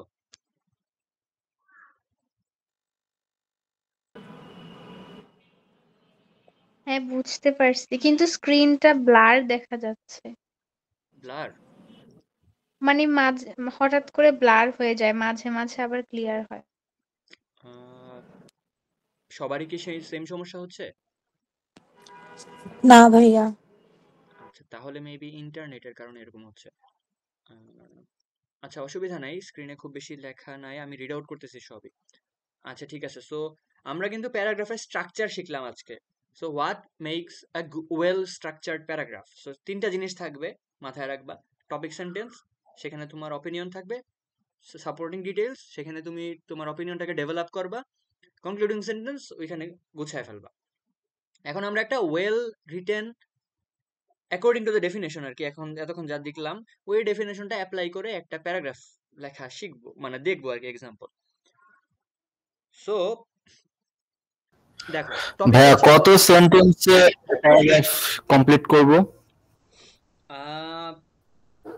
আমার এই প্যারাগ্রাফে আছে 8 সেন্টেন্স। সো তুমি 8 থেকে 10টা লিখলেই হবে, যেহেতু 10 mark. Try to right 10 sentences. আচ্ছা ভাইয়া। আচ্ছা, সো টপিক হচ্ছে অস্ট্রেলিয়া। দেখছো, ওপেন এন্ডেড টপিক। আমি এই যে আগে যেটা বললাম যে আমার টপিক যদি হয় বাংলাদেশ বা অস্ট্রেলিয়া বা যেরকম যে কোনো একটা দেশ, অথবা ওই যে অ্যাডোলসেন্স দিয়ে দিল তোমার টপিক, অথবা দিল হচ্ছে জয়েস অফ চাইল্ডহুড, ঠিক আছে, অথবা চাইল্ডহুড বা চাইল্ডহুড মেমোরিজ। এখন এই টপিকগুলো সম্পর্কে কিন্তু হাজারটা কথা বলা যায়। অস্ট্রেলিয়া সম্পর্কে তুমি বলতে পারো Australia is a land of kangaroos. Australia সম্পর্কে বলতে পারো Australia is one of the best cricket playing countries in the world. Australia is as a continent তুমি যদি ধরো, ইট ইজ আইল্যান্ড কন্টিনেন্ট। তারপরে তুমি যা ইচ্ছা তা বলতে পারো। অস্ট্রেলিয়ার পপুলেশন খুবই কম ওদের ল্যান্ডের তুলনায়, এটাও বলতে পারো। মানে দেয়ার আর আ লট অফ থিংস। কিন্তু তুমি কি বললা, বাট তোমার যেটা করতে হবে, এক প্যারাগ্রাফে তুমি সবকিছু নিয়ে আসতে পারবে না, তাহলে হ্যাফেজার্ড হয়ে যাবে। মানে যে রিডার সে ধরতেই পারবে না যে এই প্যারাগ্রাফের উদ্দেশ্য কি। আমরা আগে বললাম যেটা, যে একটা প্যারাগ্রাফের উদ্দেশ্য হচ্ছে একটা আইডিয়াকে ফোকাস করা বা একটা আইডিয়াকে এক্সপ্লেইন করা। সো আমি অস্ট্রেলিয়া সম্পর্কে ধরো একটা এসে লিখতেছি বা একটা বই লিখতেছি। সো বইয়ের মধ্যে অনেকগুলো এসে থাকবে, অনেকগুলো আর্টিকেল থাকবে। সেই আর্টিকেলগুলোর মধ্যে একটা পয়েন্টকে এক্সপ্লেন করবে হচ্ছে আমার একটা প্যারাগ্রাফ। সো এক প্যারাগ্রাফে আমি পুরো বই নিয়ে আসতে পারবো না। সো এই জন্য আমার কি করতে হবে, একটা আইডিয়াকে একটা প্যারাগ্রাফের মধ্যে এক্সপ্লেন করতে হবে। সো ধরো অস্ট্রেলিয়ান সম্পর্কে আমি 1000টা প্যারাগ্রাফ লিখবো, কিন্তু এক প্যারাগ্রাফে আমি কি লিখবো? এক প্যারাগ্রাফে আমি একটা আইডিয়া লিখবো। সেই আইডিয়াটা কি? আমি বললাম যে Australia is among the best countries in the world for 3 reasons. আচ্ছা, সো অস্ট্রেলিয়া হচ্ছে আমার topic, among the best countries in the world. এটা কিন্তু আমি is one of the best countries কেই ঘুরায় লিখলাম আর কি, কারণ একটা দেশকে তো আনইকুইভোকালি বেস্ট বলা যাচ্ছে না। এই জন্য আমি একটু এটাকে হালকা করলাম, যে অ্যামং দ্য বেস্ট কান্ট্রিজ, মানে কয়েকটা ভালো কান্ট্রি আছে, তার মধ্যে একটা হচ্ছে অস্ট্রেলিয়া। আর ফর 3 রিজনস, এটা হচ্ছে আমি একটু গাইড করে দিলাম আমার, পরে আমি কয়টা কি দেখাবো সেটা। এটা করলে ভালো, না করলে সমস্যা নেই, তুমি জাস্ট এই যে ওয়ার্ল্ড পর্যন্ত শেষ করে দিতে পারো। আমি হচ্ছে ফর 3 রিজনস বললাম, তাহলে আমার রিডার বুঝতে পারলো যে এই প্যারাগ্রাফে সে 3টা রিজনকে এক্সপ্লেন করবে। আচ্ছা, সো এই হলো আমার টপিক সেন্টেন্স। দেখো, খুবই ক্লিয়ার। আমি কি বলবো পুরো প্যারাগ্রাফে একদম ক্লিয়ার। অস্ট্রেলিয়ারে আমি দুনিয়ার সবচেয়ে ভালো দেশ বললাম, 3টা কারণে ভালো সেটা বললাম। তার মানে এটা পড়ার পরেই কিন্তু আমি বুঝতে পারতেছি যে পুরো প্যারাগ্রাফে আমি অস্ট্রেলিয়া কিভাবে ভালো এবং কিভাবে ভালো সেই কোশ্চেনের আনসার হিসাবে 3টা পয়েন্ট দিব। আচ্ছা, দেখি এখন কি কি পয়েন্ট আছে। সো সেকেন্ড সেন্টেন্সের শুরুতেই দেখো আমি কি করছি, ফার্স্ট অফ বা ফার্স্টলি, এটা হচ্ছে আমার লিঙ্কিং ওয়ার্ড বা লিঙ্কিং ফ্রেজ অথবা কানেক্টর বলে। আমরা ইন্টারে বা এইচএসসি তে ছিল না, লিঙ্কিং ওয়ার্ড লাগাও। ওই যে ফার্স্ট পেপার বা সেকেন্ড পেপারে কানেক্টরস এর উপরে কয়েক মার্ক ছিল, একটা সেগমেন্ট ছিল মোস্ট প্রবাবলি। সো তখন হয়তো কানেক্টর কেন লাগতেছে বা করতে অনেকের টিডিয়াস লাগতো। আমার কাছে মানে আমি ধরতে পারতাম না কোথায় কি হবে, প্রচুর প্র্যাকটিস করে করে পরে শেষে ক্লিয়ার হয়েছিল। যাই হোক, সো এই কানেক্টরের ইউজটা হচ্ছে এই জায়গায় আসে। কানেক্টর গুলো করে কি, রিডারকে ধরে রাখে, মানে বুঝাই দিচ্ছে যে প্রথম পয়েন্ট আমি বলতেছি এই দেখেন, দেন এটা হচ্ছে তার পরের পয়েন্ট। সো রিডারকে গাইড করে আর কি। সো একটা টিচার এই কানেক্টর গুলো ধরে ধরেই নর্মালি প্যারাগ্রাফ গুলোকে জাজ করে থাকে, অ্যাটলিস্ট ইউনিভার্সিটিতে। আচ্ছা, সো ফার্স্ট পয়েন্টে আমি বললাম the health care system in Australia is first rate, reasonably priced medical services R available to all Australians. দেখো, আমি প্রথম পয়েন্ট বললাম হেলথ কেয়ার, যে এটা হচ্ছে ফার্স্ট রেট। বেস্ট কিন্তু আমি আর বলি নাই, আমি এই জায়গায় আরেকটা ওয়ার্ড ইউজ করছি, ফার্স্ট রেট। সো এই যে সিনোনিম ইউজ করা, এটা হচ্ছে ভালো প্যারাগ্রাফের একটা ক্যারেক্টারিস্টিক, যে তুমি বেস্ট বললা প্রথমে, পরে ওইটার কাছাকাছি আরেকটা কিছু বললা। এটা করার চেষ্টা করবা, যদি না হয় একবারে তখন ভিন্ন কথা। আচ্ছা, সো আমার এটা হচ্ছে ফার্স্ট কন্ট্রোলিং আইডিয়া বা সাপোর্টিং ডিটেইল, যে আমি অস্ট্রেলিয়ার হেলথ কেয়ার সিস্টেমকে ফার্স্ট রেট বললাম। দেন আবার এই জায়গায় এসে এই যে আমি আর্গুমেন্টটা তৈরি করলাম সেকেন্ড লাইনে, সেটাকে আবার ডিফেন্ড করার জন্য আমি আরেকটা এক্সাম্পল দিলাম বা আরেকটু এক্সটেন্ড করলাম থার্ড লাইনে গিয়ে, reasonably reasonably priced medical services R available to all Australian. So এটা কিন্তু হেলথ কেয়ারের সাথে সম্পর্কিত। সো আমার তো সেন্টেন্স বাড়াইতে হবে, তাই না? সো আমার এটা হচ্ছে supporting detail 1। So supporting detail 1 এর জন্য আমি 2টা সেন্টেন্স লিখলাম। তো তোমরা যেটা করতে পারো, যেহেতু 10 সেন্টেন্স লিখতে হবে, তোমরা একটা সাপোর্টিং ডিটেলের জন্য চাইলে 2টা বা 3টা সেন্টেন্স লিখতে পারো। সো প্রথমে সেটাকে ইন্ট্রোডিউস করবা, তারপরে একটা সেন্টেন্স দিয়ে সেটাকে একটু এক্সপ্লেন করবা, অথবা একটা এক্সাম্পল দিয়ে দিবা। দেন আমরা সেকেন্ড পয়েন্টে যাচ্ছি। এই যে এই কালারের, এটা হচ্ছে আমার সেকেন্ড সাপোর্টিং ডিটেল। সো এইখানে দেখো, second, the quality of education is in this nation is really excellent. So best না বলে আমি আবার বললাম এক্সিলেন্ট, যে এইখানকার এডুকেশন কোয়ালিটি ভালো। প্রথম আমি হেলথ কেয়ার বললাম, সেকেন্ডে আমি এডুকেশন বললাম। Then students are taught by well-trained lecturers and are encouraged to continue studying at university. So কেন এডুকেশন ভালো তার সাপোর্টে আরেকটা কথা বলে দিলাম, যে এখানে স্টুডেন্টদের ভালো টিচাররা পড়ায় আর ইউনিভার্সিটি এডুকেশনকে এনকারেজ করা হয়। থার্ড পয়েন্টে গিয়ে আমি লাস্টলি বলে দিলাম, কারণ আমি আর অন্য পয়েন্ট দিব না, আমার টাইম নাই, আমার জায়গাও নাই। So lastly Australian cities are well kept. So cities সম্পর্কে বলা হলো, সিটিগুলা well kept and run effectively, আর খুব ভালো করে রান করা হয়। সো তারই একটা এক্সাম্পল হিসেবে বললাম কি, there are many parks and open space in Australian cities. So খেয়াল করছো খুব কত সুন্দর করে স্ট্রাকচারালি আগাচ্ছে। সো প্রথমে হচ্ছে আমার টপিক সেন্টেন্স, এটা এই সম্পর্কে পুরো প্যারাগ্রাফটা বলা হবে। সেকেন্ড সেন্টেন্সে একটা আইডিয়া, থার্ড সেন্টেন্সে সেকেন্ড সেন্টেন্সটাকে ডিফেন্ড করতেছে। পরের সেন্টেন্সে গিয়ে আমি নতুন আরেকটা আইডিয়া দিলাম, নতুন আইডিয়া ইন্ট্রোডিউস করার আগে আমি একটা লিঙ্কিং ওয়ার্ড ইউজ করলাম। দেন নতুন আইডিয়াকে ডিফেন্ড করার জন্য আরেকটা সেন্টেন্স বললাম, সেটার আগে কোনো লিঙ্কিং ওয়ার্ড নাই, কিন্তু আইডিয়াটা সেম। মানে এই যে এখানে এডুকেশন বলছি, পরে স্টুডেন্ট নিয়ে আসলাম, সো কোহেরেন্ট। দেন আরেকটা পয়েন্ট ইন্ট্রোডিউস করার আগে আমি আরেকটা লিঙ্কিং ওয়ার্ড ইউজ করলাম, লাস্টলি বললাম। দেন আমি সিটিজে চলে গেলাম, দেন সিটি সম্পর্কে আমি বললাম আবার পার্ক আর ওপেন স্পেস। সো দেন লাস্টের গিয়ে দেখো, Australia is therefore a popular location to live. এটা একটা কমেন্ট করে দিলাম যে এটা একটা পপুলার লোকেশন টু লিভ।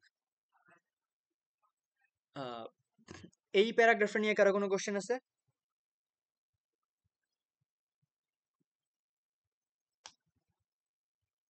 না। আচ্ছা, কন্টিনিউ করি। এখন দেখো, এটা হচ্ছে আমাদের জন্য একদম রেলেভেন্ট একটা টপিক, সেটা হচ্ছে how to perform well in competitive exams. So competitive exam, আচ্ছা বিউপির পরীক্ষা কে কে দিছো? সবাই দিছো এখানে? আমি দিছি। কেমন হয়েছে তোমাদের পরীক্ষা? মোটামুটি FA এ তো বাংলায় 20টার মধ্যে 6-7টাই সিলেবাসের বাইরের থেকে ছিল। শুনলাম। ইংলিশ জিকের কি অবস্থা? মোটামুটি জিকেতে আমি এমনিতে একটু দুর্বল। আচ্ছা, সমস্যা নাই, বিউপিতে তেমন একটা ভালো হওয়া লাগে না, অ্যারাউন্ড 60 পাইলেই নাকি চান্স হয়ে যায়। বাকিদের কি অবস্থা? তোমরা পরীক্ষা দিছিলা? কোনো উত্তর নাই। জয় ইসলাম,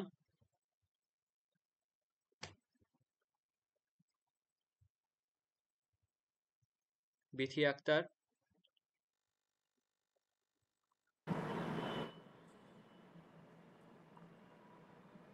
আচ্ছা ঠিক আছে, আমরা ক্লাস কন্টিনিউ করি। সো কম্পিটিটিভ এক্সামসে কিভাবে ভালো পারফর্ম করতে হবে, এটা হচ্ছে আমার topic, how to perform well in competitive exams. So এখানে দেখো দুইটা জিনিস আছে, একটা হচ্ছে কম্পিটিটিভ এক্সামস আর পারফর্ম ওয়েল। সো এই দুইটা বিষয় আমার আসতে হবে প্যারাগ্রাফের মধ্যে। সো আর হাউ, সো মানে কিন্তু ক্লিয়ার করেই দিছে একদম যে আমার প্যারাগ্রাফে কি কি দিতে হবে। টপিকও বলে দিছে কম্পিটিটিভ এক্সামস অ্যান্ড পারফর্মিং ওয়েলের যে টেকটিক্স আছে সেটা হচ্ছে আমার কন্ট্রোলিং আইডিয়াস। বাট দেখো এখানে প্যারাগ্রাফটা কিভাবে তৈরি করতেছে। To excel in a competitive exam, thorough preparation is কি। সো থোরাও প্রিপারেশনকে বলা হচ্ছে আমার কি, মানে কম্পিটিটিভ এক্সামসে ভালো করার একমাত্র মাধ্যম হচ্ছে ভালো প্রস্তুতি নেওয়া, according to this paragraph. So বললো যে ভালো প্রস্তুতি নিতে হবে। এখন ভালো প্রস্তুতিটা আমি কিভাবে নিব, এটা হচ্ছে পুরা প্যারাগ্রাফে আনসার করবে, যে what are the ways a student can prepare, how can one ensure thorough preparation. এই কোশ্চেনগুলো করা যাবে অ্যান্ড সেটার আনসারই দেখো প্যারাগ্রাফে চলে আসবে। Firstly, create a well organized study schedule that allocates sufficient time to cover all subjects, breaking down the এই দেখো না, so well organized study schedule হচ্ছে আমার প্রথম প্রিপারেশনের ওয়ে। দেন সেটাকে ডিফাইন করছে কি দিয়ে, breaking down the syllabus into manageable sections ensures comprehensive coverage. So একটা ভালো শিডিউল বানানো সম্পর্কে দুইটা সেন্টেন্স বললো। দেন দেখো এই যে ফার্স্টলি ওয়ার্ডটার দিকে খেয়াল করো, ফার্স্টলি দিয়ে প্রথম কন্ট্রোলিং আইডিয়া দিয়ে দুইটা সেন্টেন্স, দেন সেকেন্ডলি দিয়ে practice regularly with previous year's questions and mock tests to familiarize yourself with the exam pattern and time management. This not only builds confidence but also continuous way. আচ্ছা ঠিক আছে, so তোমাকে practice করতে বললো regularly, তারপরে regular practice করলে কি লাভ হবে সেটা বলে দিল আরেক সেন্টেন্সে। সো সেকেন্ড এটা আছে এই দুইটা সেন্টেন্সে। দেন থার্ড পয়েন্টটা কি, অ্যাডিশনালি দিয়ে থার্ড পয়েন্টে শুরু করলো। সো এই লিঙ্কিং ওয়ার্ডটা important. Then engage in group discussions, তোমাকে গ্রুপ ডিসকাশন করতে বলতেছে। গ্রুপ ডিসকাশনের সুযোগ হয়তো আমরা সবাই পাই না, but it's a good way. From or seek guidance from mentors to gain different perspectives and insights. Collaborative learning fosters, আচ্ছা ঠিক আছে। সো এইটাতে আমার 3 নাম্বার পয়েন্ট দিয়ে দিল। সো আমরা যেই স্ট্রাকচারটা বলছিলাম, একটা টপিক সেন্টেন্স, 3টা সাপোর্টিং ডিটেল, দেন দেখো এইখানে সামারি টাইপ করার চেষ্টা করছে ওরা, যে in conclusion strategic study plan, এটা হচ্ছে আমার first point. Consistent practice and collaborative, consistent practice হচ্ছে আমার সেকেন্ড পয়েন্ট, আর collaborative learning. So strategic study, consistent practice আর কোলাবোরেটিভ লার্নিং। সো এই 3টা হচ্ছে essential components for effective preparation and success in a competitive exam. Simple. তো শুরু হলো, আমি থরো প্রিপারেশনের কথা বললাম, কিভাবে প্রিপারেশন নিবে সেই 3টা পয়েন্ট বললাম, দেন লাস্টে গিয়ে সামারাইজ করে দিলাম। সো সামারাইজ করার একটা ওয়ে হচ্ছে এই যে সেন্টেন্সগুলোকে নাউন ফ্রেজ বানায় ফেলা আর কি। Strategic study plan, consistent practice, collaborative learning, এগুলো তো নাউন ফ্রেজ। আচ্ছা, এখন পর্যন্ত ক্লিয়ার? I hope so. জি ভাইয়া। আচ্ছা, সো এই পর্যন্ত যদি তোমরা বুঝতে পারো তাহলেই তোমরা good to go for paragraph writing. মানে প্যারাগ্রাফ রাইটিং বলতে আমরা যা বুঝতাম জাস্ট লিখো অ্যাবাউট এনি টপিক, বাট না, এখন হচ্ছে আমরা লিখবো কিন্তু অর্গানাইজড লিখবো, আইডিয়াগুলোকে গুছাবো, গুছায়া তারপরে লিখবো। এখন এই পর্যন্ত বুঝতে পারলে বা এই পর্যন্ত তোমরা যদি নোট নিয়ে থাকো, ভেবে রাখো এটা হচ্ছে একদম বেসিক, এই পর্যন্ত লাগবেই।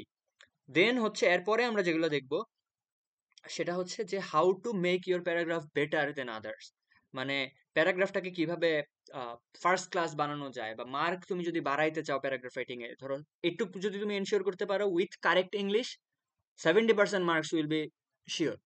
যে স্ট্রাকচার আছে, প্রপার গ্রামারে লিখছে। এখন গ্রামারটা তো ধরো আমরা ধরে ঠিক করে দিতে পারবো না একজনকে, বাট তোমরা যদি ওই যে আমরা এক্সামস নিব পর্যাপ্ত, সো এক্সামস যদি কারো গ্রামাটিক্যাল মিস্টেক্স থাকে সেগুলো ধরায় দেওয়ার মাধ্যমে আমরা হেল্প করতে পারি। বাট গ্রামার হচ্ছে তোমার বেসিক কতটুকু স্ট্রং তার উপরে ডিপেন্ড করবে, তুমি কত ভালো লিখতে পারবে। সো গ্রামাটিক্যালি কারেক্ট সেন্টেন্স এক, আর দ্বিতীয়ত হচ্ছে এই স্ট্রাকচার, এই দুইটা যদি তোমরা ফলো করতে পারো তাহলে, আর হচ্ছে মানে টপিক সম্পর্কে লিখতে হবে অবশ্যই। ধরো আসলো কাপ অফ টি, লিখে আসলো টি কাপ, তাহলে আবার সমস্যা হয়ে যাবে। সো একদম to the point, grammatically correct sentence with proper structure যদি লিখতে পারো, 70% মার্কস ইনশাল্লাহ শিওর, 10-এ 7 পাবাই। দেন তুমি যদি তার বেশি পাইতে চাও, 8 বা 9 পাইতে চাও, তাহলে তোমার কি কি করতে হবে সেটা আমরা দেখব। সো ওই যে প্যারাগ্রাফের ক্যারেক্টারিস্টিক গুলোর মধ্যে আছে unity, support, order, coherence, completeness, correctness. মানে হচ্ছে ইউনিটি মানে হচ্ছে সবগুলা জিনিসের একটা টপিক সম্পর্কে বলতে হবে, মানে সবগুলো সেন্টেন্স তোমার কন্ট্রোলিং আইডিয়া সম্পর্কে বলবে। সাপোর্ট হচ্ছে ওই যে সাপোর্টিং সেন্টেন্স গুলো থাকতে হবে।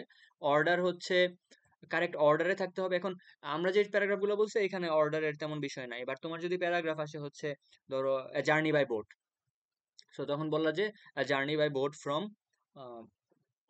ঢাকা টু চাঁদপুর, বোট বা জাহাজ মানে ship, was one of the best experiences of my life. So one of the best experiences, এটা হচ্ছে তোমার কন্ট্রোলিং আইডিয়া। আর জার্নি বাই বোট, তখন তুমি সকাল থেকে শুরু করে রাত পর্যন্ত কিভাবে জার্নিটা হইলো, জার্নিতে কি কি হইলো সেটা বললা। কিন্তু এই যে অর্ডারটা কখন নষ্ট হয়ে যাবে, যখন তুমি হচ্ছে প্রথমে বললা যে হ্যাঁ সকালে আমরা ঘুম থেকে উঠে ঘাটে গেছি, আমরা পৌঁছাইছিলাম 7টার সময়, আর নৌকাটা ছাড়ছিল সকাল 7টার সময়, তারপরে হচ্ছে আমরা লাঞ্চ করছি দুপুর 2টায়, আবার ব্রেকফাস্ট করছি সকাল 8টায়। মানে উল্টাপাল্টা হওয়া যাবে না। সো এটা হচ্ছে টেম্পোরাল অর্ডার, মানে টাইমের অর্ডার, এটা মেনটেন করতে হবে। অথবা তোমাকে যদি কোনো একটা জায়গা তুমি করো, ডিসক্রাইব করো, যে একটা রুম ডিসক্রাইব করতেছো, তখন তুমি ডান থেকে বামে বা বাম থেকে ডানে যে কোনো একটা অর্ডারে যাবা। ওই বিষয়টা আর কি, ওইটাতে আমাদের খুব একটা আসতে হবে না, কারণ ওই অর্ডারওয়ালা জিনিসগুলো তেমন একটা আসে না পরীক্ষায়। যাই হোক, সো কোহেরেন্স, কোহেরেন্স মানে হচ্ছে আগের সেন্টেন্সের সাথে পরের সেন্টেন্সের রিলেশনটা, যে দুইটা খাপ ছাড়া যাতে মনে না হয়। কমপ্লিটনেস মানে হচ্ছে প্যারাগ্রাফটা কমপ্লিট করা। সো যাই হয়ে যাক না কেন, প্যারাগ্রাফটা কমপ্লিট করবা, যাতে তোমাকে দেখে মনে না হয় যে তুমি অর্ধেক লিখে শেষ করে ফেলছো। একটা কনক্লুডিং সেন্টেন্স দিয়ে শেষ করবা। তার জন্য টাইম ম্যানেজমেন্টটা খুবই দরকার। আর কারেক্টনেস মানে গ্রামাটিক্যালি, সিনট্যাকটিক্যালি কারেক্ট হইতে হবে। আচ্ছা, এগুলা থাকলে it's a good paragraph. Then good থেকে বেটার করতে হলে তোমার লাগবে হচ্ছে এই দুটা জিনিস, ভ্যারাইড ভোকাবুলারি আর parallel structure. So varied vocabulary তো ক্লিয়ার, মানে ইজি জিনিস, যে একটা ওয়ার্ড একটা প্যারাগ্রাফে একবারের বেশি ইউজ করা ঠিক না, unless it is a topic. So তোমাকে টপিক হচ্ছে ঢাকা, তুমি ঢাকাকে একবার বেস্ট বললা, তারপরের বার বলবা যে এটা এফিশিয়েন্ট একটা সিটি, দেন পরের বার বলবা যে it's a top notch city, মানে ভালোর যে সিনোনিম গুলো আছে সেটা ইউজ করবা। দেন তুমি বলতে পারো যে হার্মফুল, দেন ওইটাকে ডেট্রিমেন্টাল বলতে পারো। তারপরে হার্মফুলের যে সিনোনিম গুলো আছে সেগুলো ইউজ করার চেষ্টা করবা। সো ভোকাবুলারি ভ্যারাইড করার চেষ্টা করবা, মানে এক ওয়ার্ড যাতে বারবার রিপিট না হয়, দুইবারের বেশি যাতে ভুলেও না আসে। দেন প্যারালেল স্ট্রাকচারটা হচ্ছে, এটা একটু কমপ্লেক্স, বাট মোরলেস যেটা বোঝায়, তোমার আগের সেন্টেন্সটায় তুমি যদি করো, আগের সেন্টেন্স না ঠিক, বাট একটা সেন্টেন্স আমি দেখাইলে হয়তো ক্লিয়ার হবে।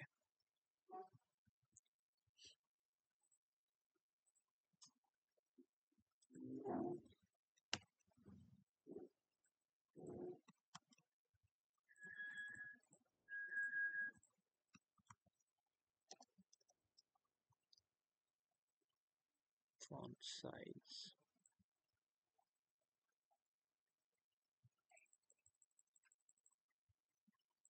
আচ্ছা দেখো, বললাম যে Dhaka is one of the most polluted cities in the world because of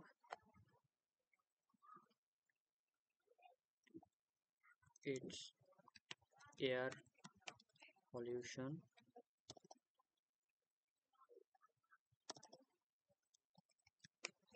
pollution of water, and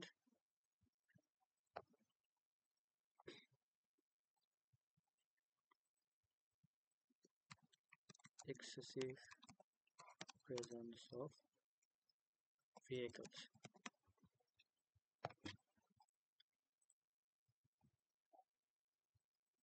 আচ্ছা, সো এইখানে নোটিস করো, প্যারালেলিজম বলতে কি বোঝায় সেটা একটু বোঝানোর চেষ্টা করতেছি। যদি না বুঝো, কনফিউজ হওয়ার দরকার নাই, যেভাবে লিখো নর্মালি সেভাবেই লিখবা। সো আমি ঢাকা সম্পর্কে একটা কথা বললাম, ঠিক আছে? সো প্যারালেলিজম মেনটেন করাটা হচ্ছে এরকম, যে তুমি এইখানে এই যে আমি 3টা পয়েন্ট ইউজ করছি, air pollution, pollution of water and excessive presence of vehicles. So এই জায়গায় দেখো একটু খাপছাড়া মনে হচ্ছে। প্রথমে আমি বললাম এয়ার পলিউশন, পরের বার আমি ওটা স্ট্রাকচার চেঞ্জ করে দিলাম, পলিউশন অফ ওয়াটার বললাম, তারপরে গিয়ে বললাম যে এক্সেসিভ প্রেজেন্স অফ ভেহিকলস। মানে একটাতে 2 শব্দ, একটাতে 3 শব্দ, একটাতে 4 শব্দ। সো এটা একটু মানে দৃষ্টিকটু লাগে। সো এটাকে তুমি যদি নিয়ম মেনে সুন্দর করে লিখতে চাও, বা ওই যে প্যারালেলিজম মেনটেন করে লিখতে চাও, তখন তুমি কি করবা, এটাকে আমি লাল করে দেই, তখন তুমি লিখবা হচ্ছে air pollution, water pollution and traffic jam. So এই যে সেম স্ট্রাকচার ফলো করা ওয়ার্ডগুলার একটা সেন্টেন্সের মধ্যে কমা দিয়ে যখন লিখতেছো, তখন একই স্ট্রাকচার ফলো করার চেষ্টা করা। এটা হচ্ছে প্যারালেলিজম আর কি। সো তাহলে জিনিসটা দেখতে সুন্দর হয়। Air pollution, water pollution, traffic jam, মানে সবগুলো 2 শব্দের নাউন ফ্রেজ। সো এই 2টা জিনিস যদি তোমরা রাখতে পারো বা ইউজ করতে পারো, ভ্যারাইড ভোকাবুলারি আর প্যারালেল স্ট্রাকচার, দেন প্যারাগ্রাফটার মান উন্নত থেকে উন্নততর হবে আর কি। আচ্ছা, সো এখন এলিমেন্টস অফ গুড প্যারাগ্রাফ লাগবে না আমার লাগবে হচ্ছে আমি প্যারাগ্রাফ এখন লিখবো কিভাবে। এই কোশ্চেনটা তোমাদের আসতে পারে যে ভাইয়া স্ট্রাকচার তো শিখলাম, কিভাবে ভালো করতে হবে সেটাও তো শিখলাম, কিন্তু আমার মাথায় তো আইডিয়াই আসে না, আমি লিখবোটা কি সেটাই তো বুঝতে পারতেছি না, বা কিভাবে লিখবো। সো তার জন্য যে রাইটিং প্রসেস ফলো করি আমরা, যে একটা লেখার সময় কোন কোন মেথড ইউজ করব বা কিভাবে প্রোগ্রেস করব, সেই কোশ্চেনটা করি, অ্যান্ড তার আনসার হিসেবে আসে হচ্ছে ব্রেইনস্টর্মিং, আউটলাইনিং আর মেইন রাইটিং। এখন পরীক্ষার খাতায় হয়তো সব করা সম্ভব না, বাট প্র্যাকটিসের সময় আমরা করতেই পারি, তাই না? সো যে কোনো একটা র্যান্ডম টপিক আমাকে দাও।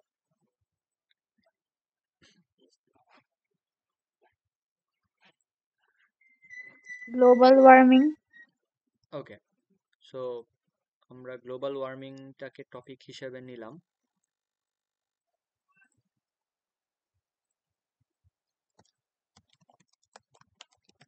গ্লোবাল ওয়ার্মিং এটা হচ্ছে আমাদের টপিক। দেন এখন দেখো, গ্লোবাল ওয়ার্মিং জাস্ট একটা টপিক, এখন এটা সম্পর্কে আমি কি বলবো তার উপর ডিপেন্ড করতেছে আমার প্যারাগ্রাফটা কি হবে। এখন গ্লোবাল ওয়ার্মিং সম্পর্কে ব্রেইনস্টর্ম করতে গেলে আমি প্রথমে যেটা করবো, শুরুতে লিখবো হচ্ছে গ্লোবাল ওয়ার্মিং, অথবা মাথায় চিন্তা করবো গ্লোবাল ওয়ার্মিং, দেন এটা সম্পর্কে আমি কি কি জানি সবকিছু জট ডাউন করার চেষ্টা করবো, টুকে ফেলার চেষ্টা করবো 1 বা 2 শব্দে। সো গ্লোবাল ওয়ার্মিং কি, এটা হচ্ছে আমি কি কি জানি, এটা কি বাড়ায়, ক্লাইমেট চেঞ্জের সাথে সম্পর্কিত, দেন ইনক্রিজ অফ টেম্পারেচার, তারপরে হচ্ছে বরফ গলে যাওয়া পোলের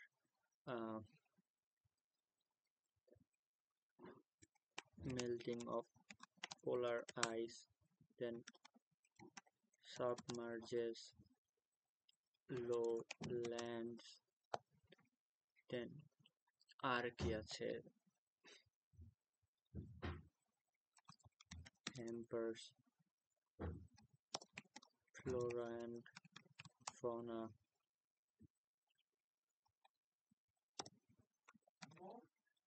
caused by pollution, etc. এরকম ধরো কয়েকটা আইডিয়া আমার চলে আসলো। দেন এখন দেখো এই আইডিয়াগুলো কিন্তু সব স্ক্যাটার্ড, বাট আমি যদি এটাকে একটু আইডিয়াগুলোর দিকে ভালোভাবে তাকাই,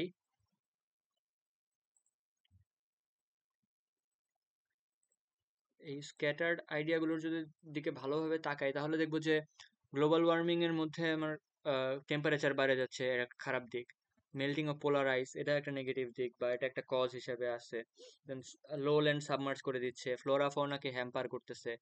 সো আমি এর মধ্যে অনেকগুলো নেগেটিভ দিক দেখতে পাচ্ছি, রাইট?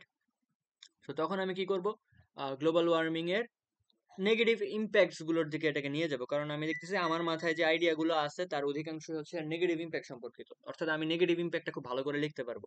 অথবা আমি কজও লিখতে পারি চাইলে, যে আমি কজ বাই পলিউশন বললাম, দেন ক্লাইমেট চেঞ্জের একটা রেজাল্ট হচ্ছে global warming, then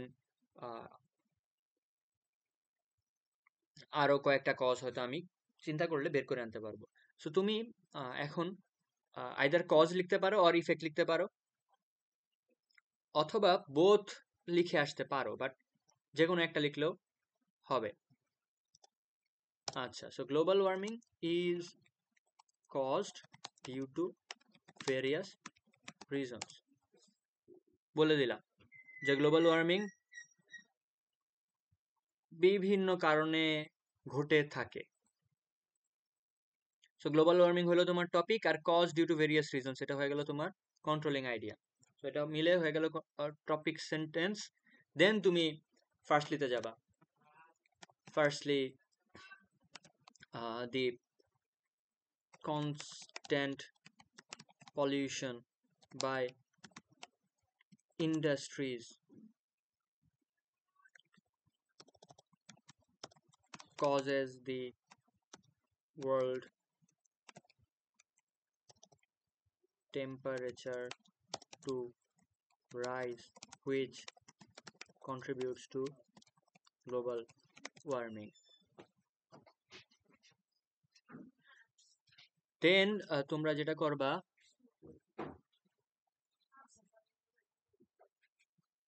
10 minute.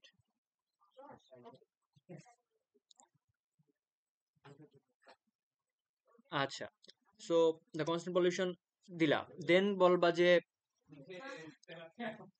Mostly the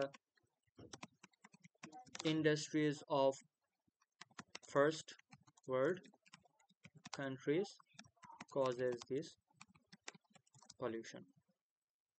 আচ্ছা, সো পলিউশন সম্পর্কে তোমার প্রথমটা চলে গেল। দেন তুমি যাবা যে সেকেন্ডলি অথবা ইউজ করলা মোর ওভার দিয়ে বলবা যে আরেকটা কজ কি হইতে পারে গ্লোবাল ওয়ার্মিং এর, ডিফরেস্টেশন।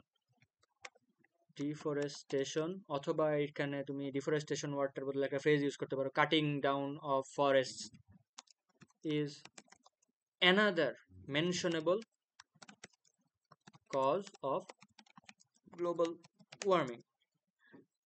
So এইভাবে তুমি সেকেন্ড পয়েন্টটা দিলা। সেকেন্ড পয়েন্টকে ডিফেন্ড করার জন্য আরেকটা সেন্টেন্স নিয়ে আসবা। So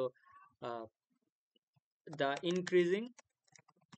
increasing number of population demands more space for living, which forces human beings to cut down forests and thus contribute to global warming.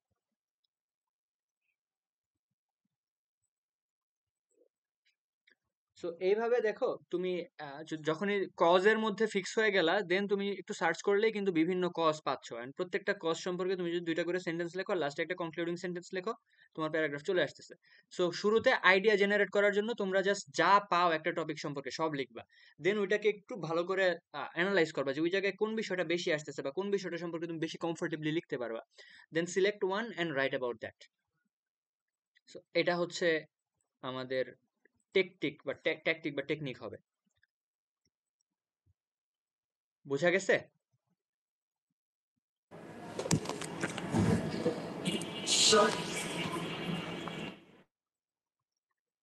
আচ্ছা, দেন আমরা টাইটেলটা বাদ হবে।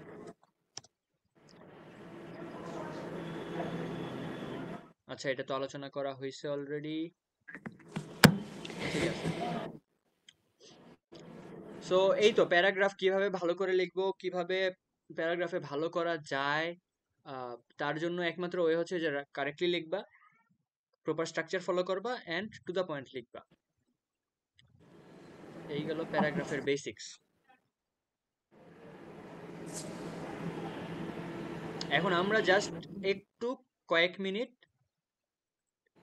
প্যারাগ্রাফ সম্পর্কে আরেকটু দেখবো যে কয়েক ধরনের প্যারাগ্রাফ হইতে পারে আমাদের। সো কি কি ধরনের প্যারাগ্রাফ আছে সেটা 5 মিনিটে আমরা দেখে ক্লাসটা শেষ করব।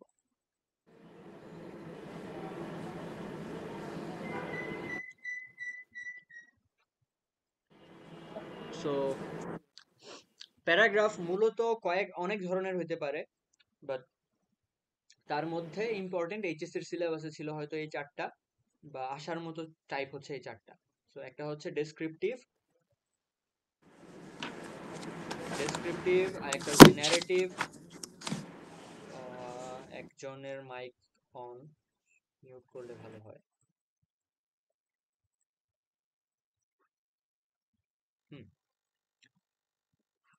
সো একটা হচ্ছে ডেসক্রিপটিভ, একটা ন্যারেটিভ। ডেসক্রিপটিভটা হচ্ছে যে কোনো একটা টপিক, যে বাংলাদেশ সম্পর্কে তুমি ডেসক্রাইব করলে যে কোনো কিছু, বা my favourite teacher, my school, এগুলা সম্পর্কে যে প্যারাগ্রাফগুলো সেগুলো হচ্ছে ডেসক্রিপটিভ। ন্যারেটিভ হচ্ছে, মানে ডেসক্রিপটিভ বলতে কোনো একটা বস্তু, কোনো একটা ইভেন্ট সম্পর্কিত তোমার মতামত তুমি বললা।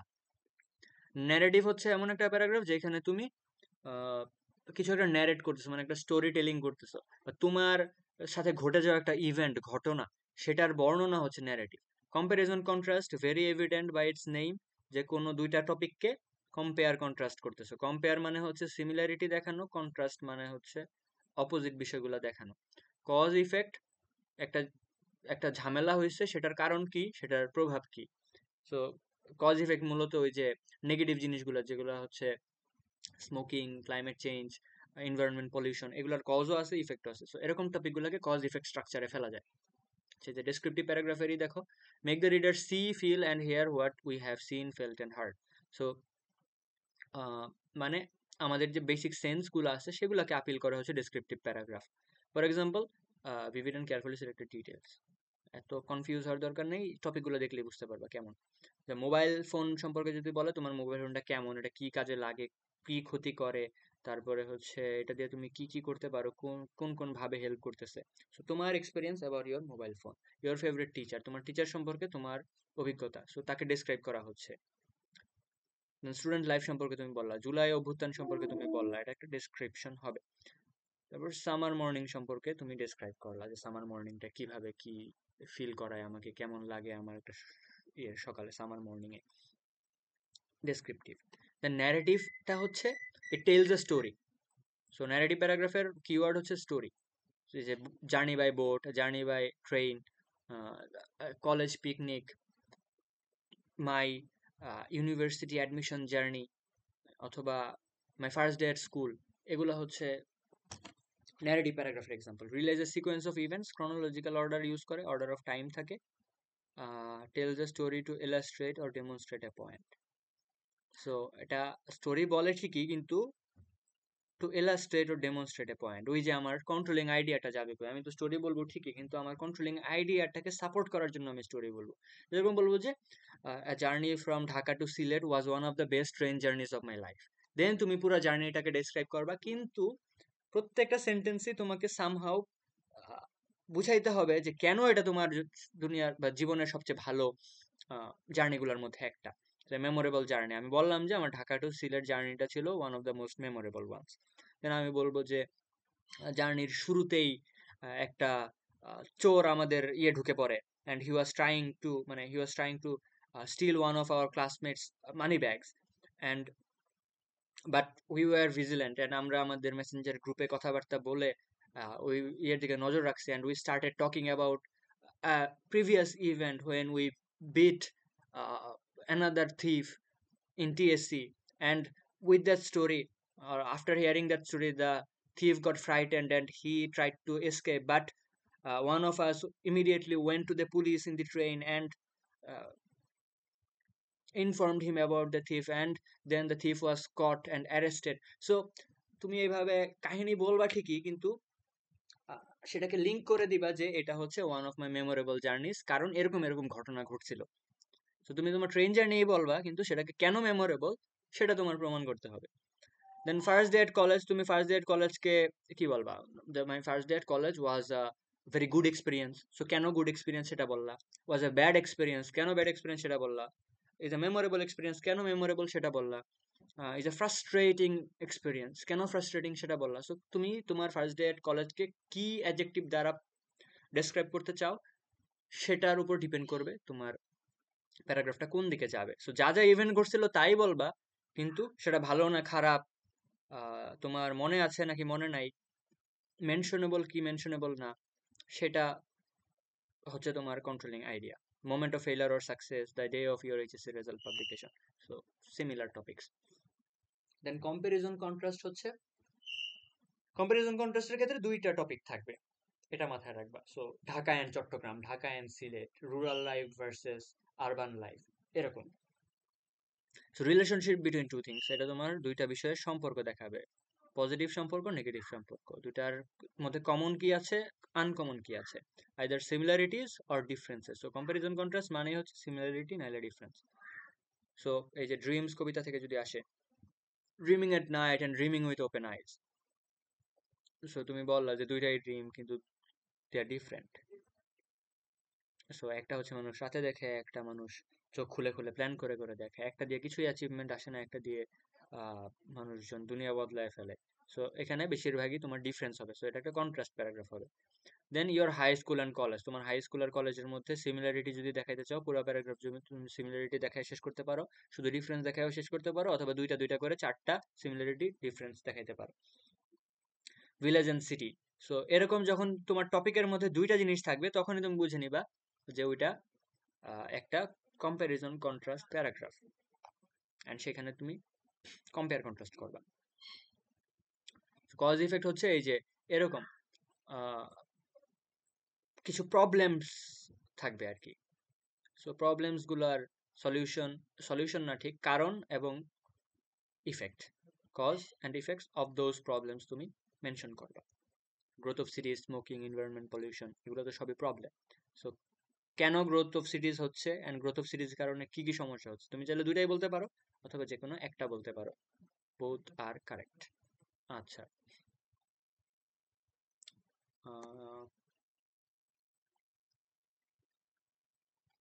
ঠিক আছে, আজকের মতো প্যারাগ্রাফের ডিসকাশন এখানেই সমাপ্ত। তোমাদের কারো কোনো কোশ্চেন আছে কিনা, বা কোনো ডাউট এখন পর্যন্ত যে ভাইয়া ক্লাস বুঝতে পারি নাই, প্যারাগ্রাফের এগুলা কি নিয়ম, এরকম কোনো কমেন্ট থাকলে সেটাও করতে পারো। I will try to clear them up. বুঝছি। ওকে, সো এখন তোমাদের যেটা দরকার সেটা হচ্ছে প্র্যাকটিস। সো রেগুলার লিখবা। আর মাত্র 1 মাস 2 সপ্তাহ নাই। সো অ্যারাউন্ড 40 days আর লেফট। সো প্রতিদিন লিখবা, হোয়াট এভার হ্যাপেন্স, একদিন বাংলা একদিন ইংলিশ হলেও লিখো। কারণ তোমার বাংলা ইংলিশ জিকেতে পাশ করলে ইনশাল্লাহ একটা রেজাল্ট চলে আসবে। বাট যদি ভালো সাবজেক্ট পাইতে চাও সামনের দিকে, বা নিজের ইচ্ছা মতো যে কোনো সাবজেক্ট নিতে চাও, ফার্স্ট হয়ে তুমি নৃত্যকলা নিলা, বা তোমার পছন্দ যে কোনো একটা সাবজেক্ট সেটা নিলা, no one will ask anything. But ওই তো নিজের ইচ্ছা মতো যদি সাবজেক্ট নিতে চাও তাহলে সামনের দিকে থাকতে হবে। সামনের দিকে থাকতে হলে রিটেনে ভালো করতেই হবে, অ্যান্ড প্র্যাকটিসের কোনো বিকল্প নাই। সো আমরা জাস্ট গাইডলাইন দিব, ফিডব্যাক দিব, but ultimately it depends on you. So প্রতিদিন লিখো, হোয়াট এভার, মানে মনে হবে যে কোনো ইমপ্রুভমেন্ট আসতেছে না, কি লিখতেছি এগুলো, সারাদিন কি করছি সেটা লিখে কি হবে, বাট ইট হেল্পস। আমি চেষ্টা করছিলাম লেখার রেগুলার, বাট রেগুলার লেখা হয় নাই, বাট তাও সেটা হেল্প করছে। সো প্রতিদিন লেখো, ইনশাল্লাহ অনেক ইমপ্রুভ হবে। আর আমরা এক্সামস নিচ্ছি, এক্সামগুলো সিরিয়াসলি দাও, ফিডব্যাক যেগুলো দিব সেগুলো পরবর্তী লেখায় ইনকর্পোরেট করার চেষ্টা করো। সবার জন্য শুভকামনা, ইনশাল্লাহ পরীক্ষা অনেক ভালো হবে। আর প্যারাগ্রাফ রাইটিংয়ে আশা করি সবাই ভালো করে লিখতে পারবা। আল্লাহ হাফেজ।